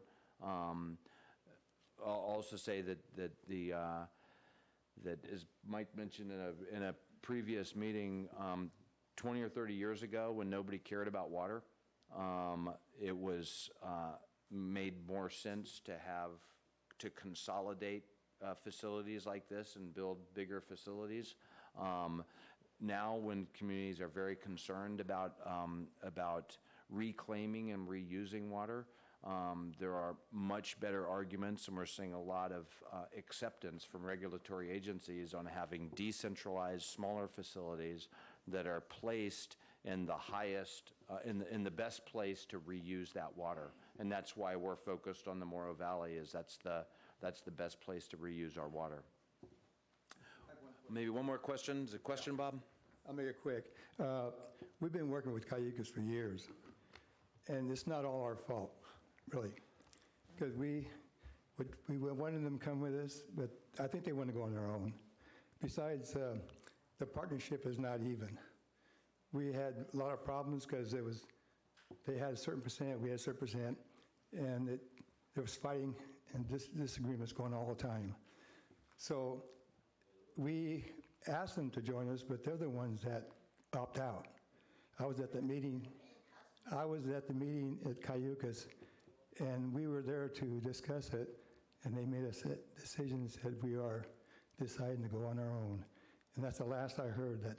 And since then, I've never heard anything that we can do to bring them. I'd like to have them come aboard, but they got to cooperate too. It can't be one-sided. Thank you.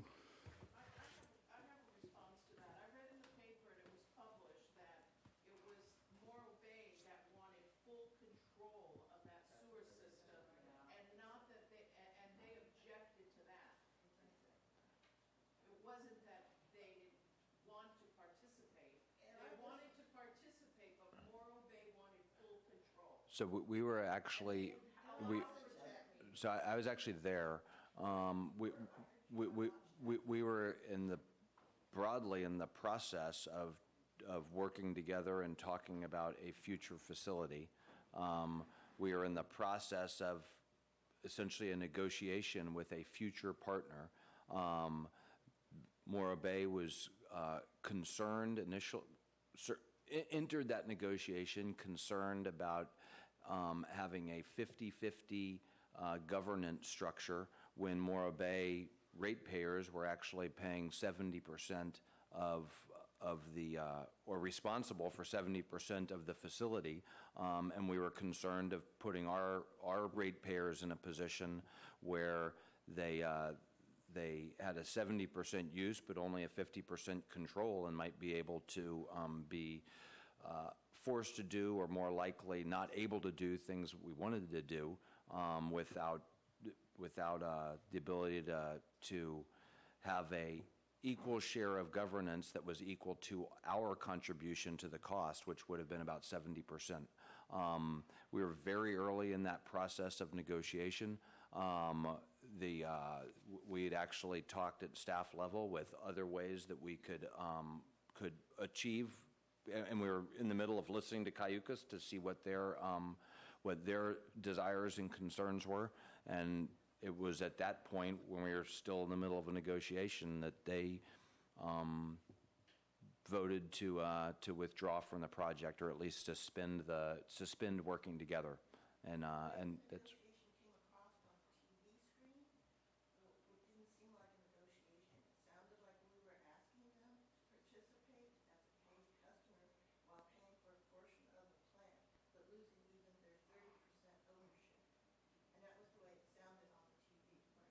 So some of the things that were missed on the TV screen were the Cayucas board meeting that occurred before that meeting, at which they voted to completely withdraw from the project. So, I think most importantly is that the city has reached back out to Cayucas as today and is working through that. And the city council, led by the mayor, is working to reestablish a positive working relationship with Cayucas. Specifically recommended and asked that we seek some marriage counseling, seek a mediator to bring the two bodies together to work cooperatively in the future. One last question, ma'am. Yeah, I have a couple of things. It seems to me, I don't think anyone in this room objects to the fact that we need a sewer system. That's not why we're here. We do need a plan, okay? However, I personally object to using the Rigetti Ranch because that is an established neighborhood. It is prime agricultural land. There's plenty of other places, I'm sure, that are available that we could buy. Now, you admitted yourself that you never even talked to anyone for the Tri-W site. How many of these other sites have you not spoken to as far as acquiring other sites? You mentioned these sites, but is it just for show that we say that we looked at these? And the other thing that I... So let me just address that if I could, and then we can go to the next question. So many of us have been through a 3-year process to examine those sites. We went into significant detail on 17 different sites and narrowed those down first to 7 and then to 4 and then to 2. There was an enormous amount of research done on all of those sites, and we ended up with 2 primary sites. We've been focused on those 2 sites for a year and a half. When the city council 30 days ago hit the pause button and gave the staff direction, they didn't say go back and relook at all 17 sites. They specifically said look at our analysis of the Tri-W site and the Chevron site and new sites in the Morro Valley to essentially refresh our previous analysis, which we did. We certainly did not go and talk to property owners or try to acquire property, because that's not the direction that we got. We might get that direction, but before we did that, what we're going to take to the council, what is very clear is one of the most important goals, perhaps, to the community is to build a cost-effective site, because there are a whole bunch of ratepayers that are already struggling with the doubling of water and sewer rates that's required to build essentially anywhere. So we've got a whole bunch of residents that are already struggling with that. I don't think that I have direction from council to go and put a lot of emphasis on a plant that's going to cost $15 million more and increase those rates further. Should the council give us direction to do that, we will absolutely do that. But one of the primary tensions in all of this is cost effectiveness. As I said, we could build a plant 8 miles up Highway 41 somewhere that wasn't within distance of anybody, or would have no neighborhood compatibility concerns, but the cost of doing that is substantially more. So that the closer the facility is to the intersection of 41 Main, the less it costs. And that is, so we, the community, and we've had community members stand at this mic and say, in fact, tonight even, that I'm concerned about my rates going up further, and I'm comfortable with Rigetti. And so that's the tension that we're all working through. She has another question, sir. It seems to me that we don't really have firm numbers, because in everything that I've seen, it says it's slightly higher, it's slightly less, it's slightly this, it's, this type of language, but you don't have any real firm numbers. So as we said earlier, the options report, the date is December of 2013 options report, and then really a further report in December. Sorry. No, the December of the December 14 report laid out very clearly the cost to build at the Rancho Colina site As I said earlier, about $75 million for the Phase 1 project and perhaps $25 million for the Phase 2 project. So we have a pretty firm number for what it would take to build at Rancho Colina, and we're using that language slightly less or more as a comparison to that number. So Rigetti might be slightly less than $100 million, maybe $98 million, and Tri-W and Chevron would likely be 10 to 15% more than $100 million. That would be 110 to 115 million. And two, if you look, I'm sorry, I didn't mean to interrupt, but I did want to address the cost question. We have updated those numbers, so we're working through those. We're going to present those to the council. You'll see those over there when we were talking earlier. I think we looked at some of that. So we are attempting to update that. You're right, and I think what we talked about earlier is you need to break it down into how much more is this going to cost Sure. per customer, because Right. we may only be talking about $5 a month Right. or something like that. So that's a big spread. I mean, that isn't that big of a deal. One thing I wanted to part of what we'll do at the council meeting in May, part of what we'll bring back is an analysis of, plus or minus how many dollars on rates approximately. So we'll try to get something that folks can kind of understand. And we're getting a model from the rate consultant that's going to help us do some of that. Because I think when people are hearing, 75 million, Yeah. 100 million. What does that mean? It scares them because Yeah. they're thinking, how much is that going to mean to me? So We get I it. do feel compelled to articulate the concerns of other Morro Bay residents. And that is that, so a rough number is that $1 million of capital costs is about $1 in rate. So a $15 million more expensive plant would be perhaps $15 additional dollars a month. Well, for some of us, that may not be a concern. We have Morro Bay residents who are very concerned about $15 a month. And they're not sitting here tonight, and I feel compelled to because I hear from them. Can I briefly respond to what you said? Sure. Don't have to. That'd be great. It would be really helpful, whoever's watching.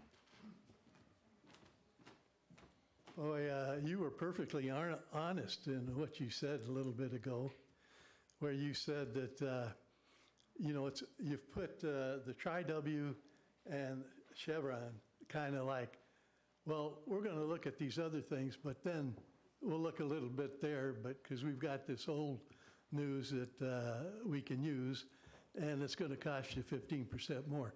I mean, it was so obvious when you did that at the council meeting, and because right there, you set it up so that you weren't going to give any real attention to Tri-W or Chevron. No, actually, we did. And you said exactly almost what you said tonight, and was that your agreement with the city council, and the rest of us were in good faith thinking, well, maybe he really doesn't mean it that way, because we were all asking for a good new evaluation of the Tri-W and the Chevron property. And that's not what you've been about. And I mean, your old program, it's obvious. Ask anybody. You're selling what you want to do. You want to get to the whole city, and you want to get all the neighbors that don't live around that property to vote against us. Well, the knot in my backyard is a big deal, okay? And I think we can get a lot of sympathy out of the rest of the citizens. But you've cut us off at the knees because you won't evaluate anything else. You're going to give us these numbers. When you say 15%, well, we've got it. It's $100 million it's going to cost. Of course, in there, we've got $30 million in case there's a problem. So it's really going to cost $70 million. But when we look at this property, well, it's going to be about 15%.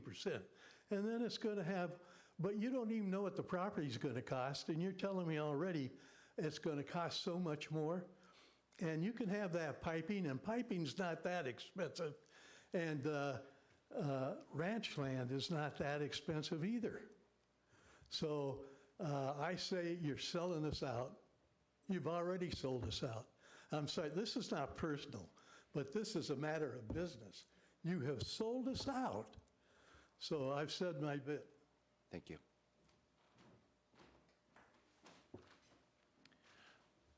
One last question. Yes, ma'am.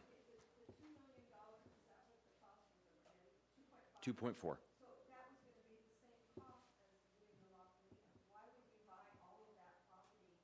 Why wouldn't we just buy the part of it that we need for the reclamation and the water treatment plant? Why are we buying all of it and spending all that money?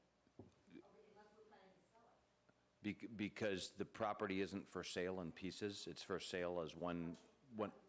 Yes, ma'am. So That was the same issue we had with La Colina. So, yeah. No, not. Sell the portion that you wanted, right? It wasn't allowing us to build on the portion that we needed to build on. It's the same exact issue. I'm not sure what issue. The reason that that we would purchase 250 acres at Rigetti is because that's what's for sale. We don't have the option to purchase the 10 primary acres and leave the 240 hilly acres. And I'm sure Mr. McIlvain would agree that he wouldn't do that. In fact, he told us he wouldn't do that with his property either. No property owner is going to sell off the 10 acres that has access up against the highway, and then leave the 240 acres that is would be substantially less valued at that point. So one of the things that we mentioned earlier is that that there's the potential to recover some of that if we worked with the Trust for Public Lands or some other conservancy group to, after we purchase the whole thing, we identify which 11 acres we need for our water reclamation facility, and then perhaps put the other 240 acres into a conservancy and even get a purchase back on that. That would be great, and something I think would be something that the city would be interested in doing. Yes, ma'am. You said you've been studying the Morro Valley site, quote, Galena and Rigetti. Rigetti was only available 6 months ago when someone bought it from the conservative, Mr. Hurst, whoever he is. So how could you have been studying Rigetti for 3 years and you didn't hear about it? I'm not aware that Rigetti was purchased 6 months ago. It's been in a Madonna trust for, I believe, a very long period of time. And so I just want to correct that part of your statement. Turn it over to Mike or John for the second part, which was... Sure. Yeah, I think the idea is you're asking why is it we're only hearing about Rigetti now or in the last few months or recently? No, actually, she said that we hadn't researched it, and actually, I'll take it on. You can look at the very earliest documents from December 2000, well, really January of 13, that Rigetti site has been on the table and evaluated for over 3 years, and it was not added on 6 months ago. It's clearly, and in fact, the city essentially selected Rancho Colina or Rigetti as the two primary alternatives 18 months ago. Was the Rigetti Ranch for sale 3 years ago? I don't know that it was. Then why didn't we look at it? It wasn't for sale. It was perhaps somebody in the back said 2 years ago it was for sale. One of the for the same reason that we've looked at Chevron, which isn't for or Tri-W, which wasn't for sale, and other sites which weren't for sale. We haven't been limiting we didn't initially limit ourselves to what's on the market. We focused on what is the best place for the city to put a water reclamation facility. One thing that's important to note, and that's a good point, when we looked at the sites in the options report in December 2013, one of the considerations was, is the property available? And at the end of the day, that report concluded the Morro Valley was a good area from a lot of perspectives. It did look at Rancho Colina and Rigetti, and the council directed us to look at those in more detail as top sites, along with a couple of others, one of which was Tri-W. And then in May 2014, we had a report, and there was a table that summarized a whole bunch of issues, one of which was, is the site available? At that time, the ranking of those two sites depended to a large degree on the fact, because they're very similar in many respects, but Rancho Colina was available in the sense that Mr. McIlvaine was a willing seller, and at that time, Rigetti wasn't available, and that was called out in that report. So it made Rancho Colina relatively more attractive. But over the last couple of months, that has changed for a variety of reasons, and Rigetti's availability is one reason why in the February 2016 report you saw that same issue essentially reversed itself.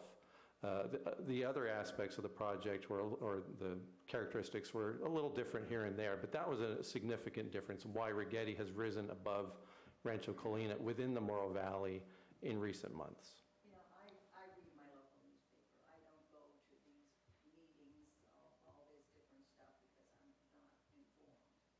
But in all my reading in the local newspaper, never once did I hear Rigetti until February. I don't understand, and they listed all the other places, but they never said Rigetti. So me, as a homeowner, that was news to me. Well, I do think that's a good point, but on the other hand, when you read articles in the newspaper, they get a lot of things correct, or they do have limited space and they focus on key topics, and I think things tend to get repeated through. But it's also very true, you have to really dig deeper into the actual reports of the meetings, which many people did, to understand some of those subtleties that aren't always reported in the paper.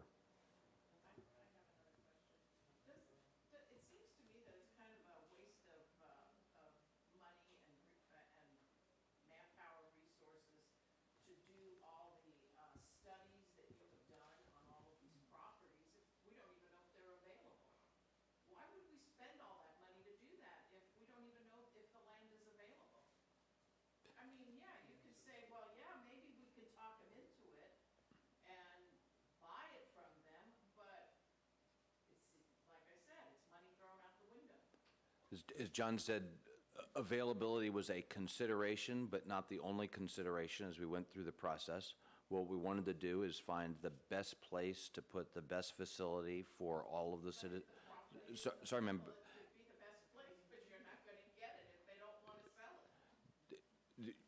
You're right, but there is also a lot of property and a lot of occasions where somebody might be willing to sell. And we never considered this, but there are other actions the city could take to acquire land if it wasn't available. One of the reasons that we enjoy working with Mr. McIlvaine so much is he came to the city and said, I have a piece of property that might work for you. And we've had a very positive relationship over a couple years, and so I think he's a good example of somebody who his property wasn't for sale, but had we not started looking at it, we probably wouldn't, he wouldn't have come to us and said, hey, I've got a piece of property that might work for you. And in fact, there's other folks who have done the same thing recently in the Morro Valley. Actually, Chevron was number one when we all pasted stars on the bulletin boards, but it was quickly said, well, they won't sell. They're not interested. So you immediately went into other things. You eliminated Chevron, and I think that wasn't a surprise when we heard about Cayucas, and there's 14 properties there. I'm not sure that Chevron was the number one site for the folks that are most concerned about water rights. Ma'am, you had a question? Yes, I was wondering if the Tri-W and the Chevron sites, if their purchase price was less than Rigetti, wouldn't that offset building more pipeline? I mean, that might be cost effective in that way and make people happier. Thanks for your question. The question is a very good one of if the purchase price for Chevron, for example, were significantly less than Rigetti, would that not make up for the additional costs of construction? And that is unlikely it would make up $10 million worth of cost. So if Chevron is only $10 million more expensive than the Rigetti site, we know we're only going to pay about $2.4 million for Rigetti, so it would put it $8 million or so more expensive from the get-go. Do you know those other prices, purchase prices? For Tri-W and Chevron? We could get Chevron pretty quick since there's parcels out there that are on the market, but again, the calculation that we've made so far is that cost-effective is perhaps the number one goal for a large number of Morro Bay citizens. And that is a substantially more expensive project to consider 3+ miles of pipeline. Mike, what's the dollars per mile of pipeline likely for a project like this? I guess I was going to kind of address that a little more directly. So if we consider Rigetti to be the more expensive property, if it appraised at, say, $2.4 million, then you'd really have to, the most you could save on a different property would be, $2.4 million. That's the cost of Rigetti. So when you're talking pipeline costs, you're going to add anywhere from $8 million to $15 million, depending on which properties sites we're comparison. You can't get there with the property savings. Question about the pipeline cost. Is this pipeline for just the water reclamation or just for the wastewater? You need to separate them. Yeah. It's both. So both. Just for the treatment, not the reclamation? So just raw wastewater out there, and then the recycled water pipeline coming back are both there. Right. So if you were not to do the reclamation and you were only doing the wastewater, what would be the cost of each of them separately? Well, the challenge is you got to have somewhere for that water to go after you treat it. You're going to have that no matter what. Right, and that's why you bring a pipeline back so that you can use it. So in other words, if we just built a pipeline out somewhere and said we'll build a treatment plant, and then we had nowhere to send that water, we can't get that built. You can't do that. But there's different parts of the reclamation. One is to go to farmers, Right. right? Which is part of what this cost is that right? Yeah, it's the cost to bring the pipeline back to a regional distribution system that would run up Highway 41. It doesn't include the distribution system. That's part of it too. Is you've got to get back to Highway 41 to put it in the ground, because that's where your aquifer is. So the increased cost that we've looked at in the 10 to 15% is the cost of getting essentially a pipeline from the intersection of 41 and Main out to move the sewage out to wherever the plant is going to be, and then to get the recycled water back to that area. We didn't add in because it's really not germane to where that plant sits, what the reclamation, the water reuse cost would be, whether it's groundwater injection or ag in lieu reuse or something like that. The third pipeline too is also that I forgot to mention was the brine line coming back, because any of these water reuse options we look at, we've got to be able to remove salt. When you remove salt, you have a brine pipeline, so you've got 3 pipelines that you're bringing down and back. The challenge is you can't put them all in the same trench.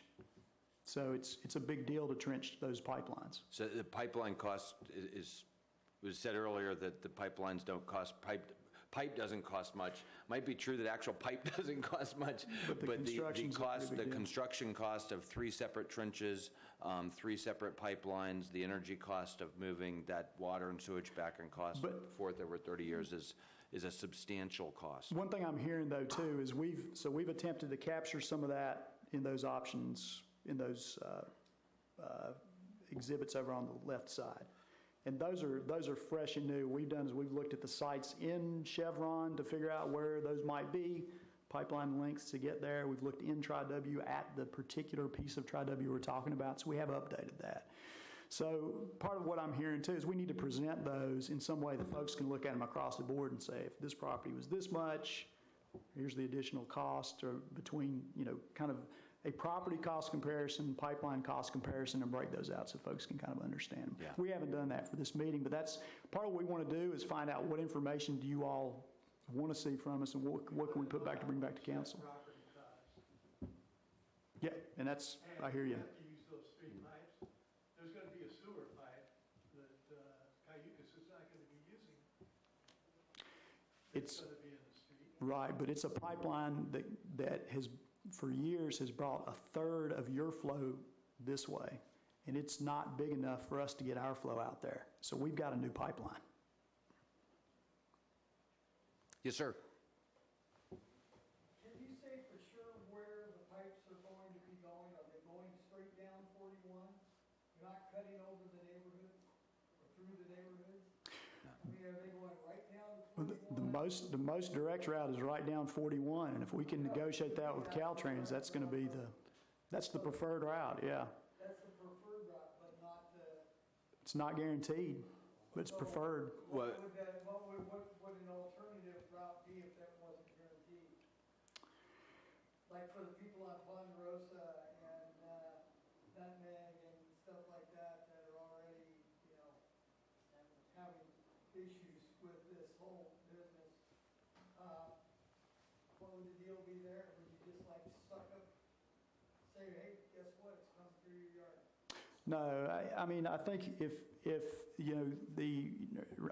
currently the plan is to put the pipelines in Highway 41. But, part of this, we've got to go through the CEQA process. We've got to contact the regulatory agencies, work through a lot of issues to nail that down. So. Because you're going to have issues with regional water and it being as close to the creek. You're going to be way closer than 100 foot. So you're going to have issues trying to get pipeline on 41. But you can build pipelines within 100 feet of a creek, though. That's not going to be an issue for us. Yes. Yeah, it's done all the time. So that won't be an issue. You can't even get a footing put in within 100 foot of a creek. I deal with them all the time. Yeah. So the great questions on sort of the architecture of our city's wastewater system. The way I see it is possibly you can't guarantee that they're just going to go down 41, which looks awful smooth, that they could be going through somebody's property. I think that Already infecting, this whole business of putting it as close to the neighborhoods, and now there may be something going through the neighborhood. Right? I mean, there's no guarantee that that's not. It's highly unlikely we're going to have pipes running through those neighborhoods as part of this project. It's not a guarantee. I mean, just kind of really. That's true. It's not a guarantee. So what happens then? I mean, if somebody says, I don't want you to come through my property. Well, there would be options to go within right-of-way before we would be in anybody's property. we want to be really upfront and not promise something that we can't deliver. So yes, sir. So I'm not going to say that we guarantee it's going to go up Highway 41. I will also say that it is hard to conceive of the circumstances in which Caltrans would prevent the laying of pipeline along an established corridor like that and require that it go through a neighborhood or through a wetland or anything else. It is really hard to conceive of how that would happen. Where I was going a moment ago is all of our sewer infrastructure essentially flows down from the hills and all comes to essentially comes to the intersection of 41 and Main, and then goes from 41 and Main down a Tascadero Road to the wastewater treatment plant. So that's why, said several times, why we sort of use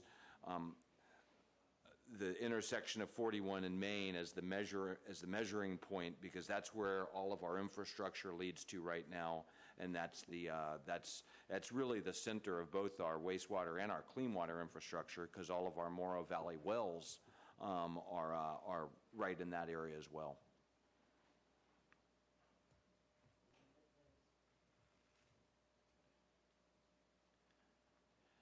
Thank you for great questions. We've taken a lot of notes. We owe you and the council, we've got some things to go and look at and to research a little more closely. I appreciate the tone of these questions, and we're working hard as public servants to do the best job that we can for the entire community. We're the executors in the city, the administrators. We've got a great city council that is listening. The fact that we're all sitting here right now is, I think, evidence of that. There's, as I said, we'll look forward to talking more now. We'll be at the farmers market downtown on Saturday afternoon. We'll be back in here Sunday evening and look forward to more, Sunday afternoon, 4 o'clock. Look forward to more discussion then. We'll give the council a brief update at the council meeting on Tuesday night. Give you a hint, you're not going to learn anything there that you didn't learn tonight. There's not, so it is simply an update that's going to say what we've been up to over the last 30 days, and a lot of that came out tonight. And then the staff and some WRF members, some council members are going to be visiting 3 or 4 different new technology water reclamation facilities in California, likely Fresno, Clovis, Santa Paula, and Fillmore next week or the week after to go stand on, look around, play with, sniff, and listen to the facilities that are very similar to what we will likely build here, and then we'll take all of this back to the council on May the 10th and get additional direction from council. So to try to end maybe with the little bit of glimmer of hope that I alluded to earlier, there is a site that we're very, very interested in. It's almost directly across from Steve's driveway. There's a sign there that says 150 acres. It's across Morrow Creek. It says 150 acres for sale. And there are, as I mentioned, again, want to be really upfront. I can't promise it, but there's some concerns with the site in the area of Williamson Act and some other things. But those are things that we're working hard to figure out if we can mitigate them, if the city can address those things, and if we can, and then it's a really good site. So thanks very much for being here, and we'll look forward to talking to you and seeing you again.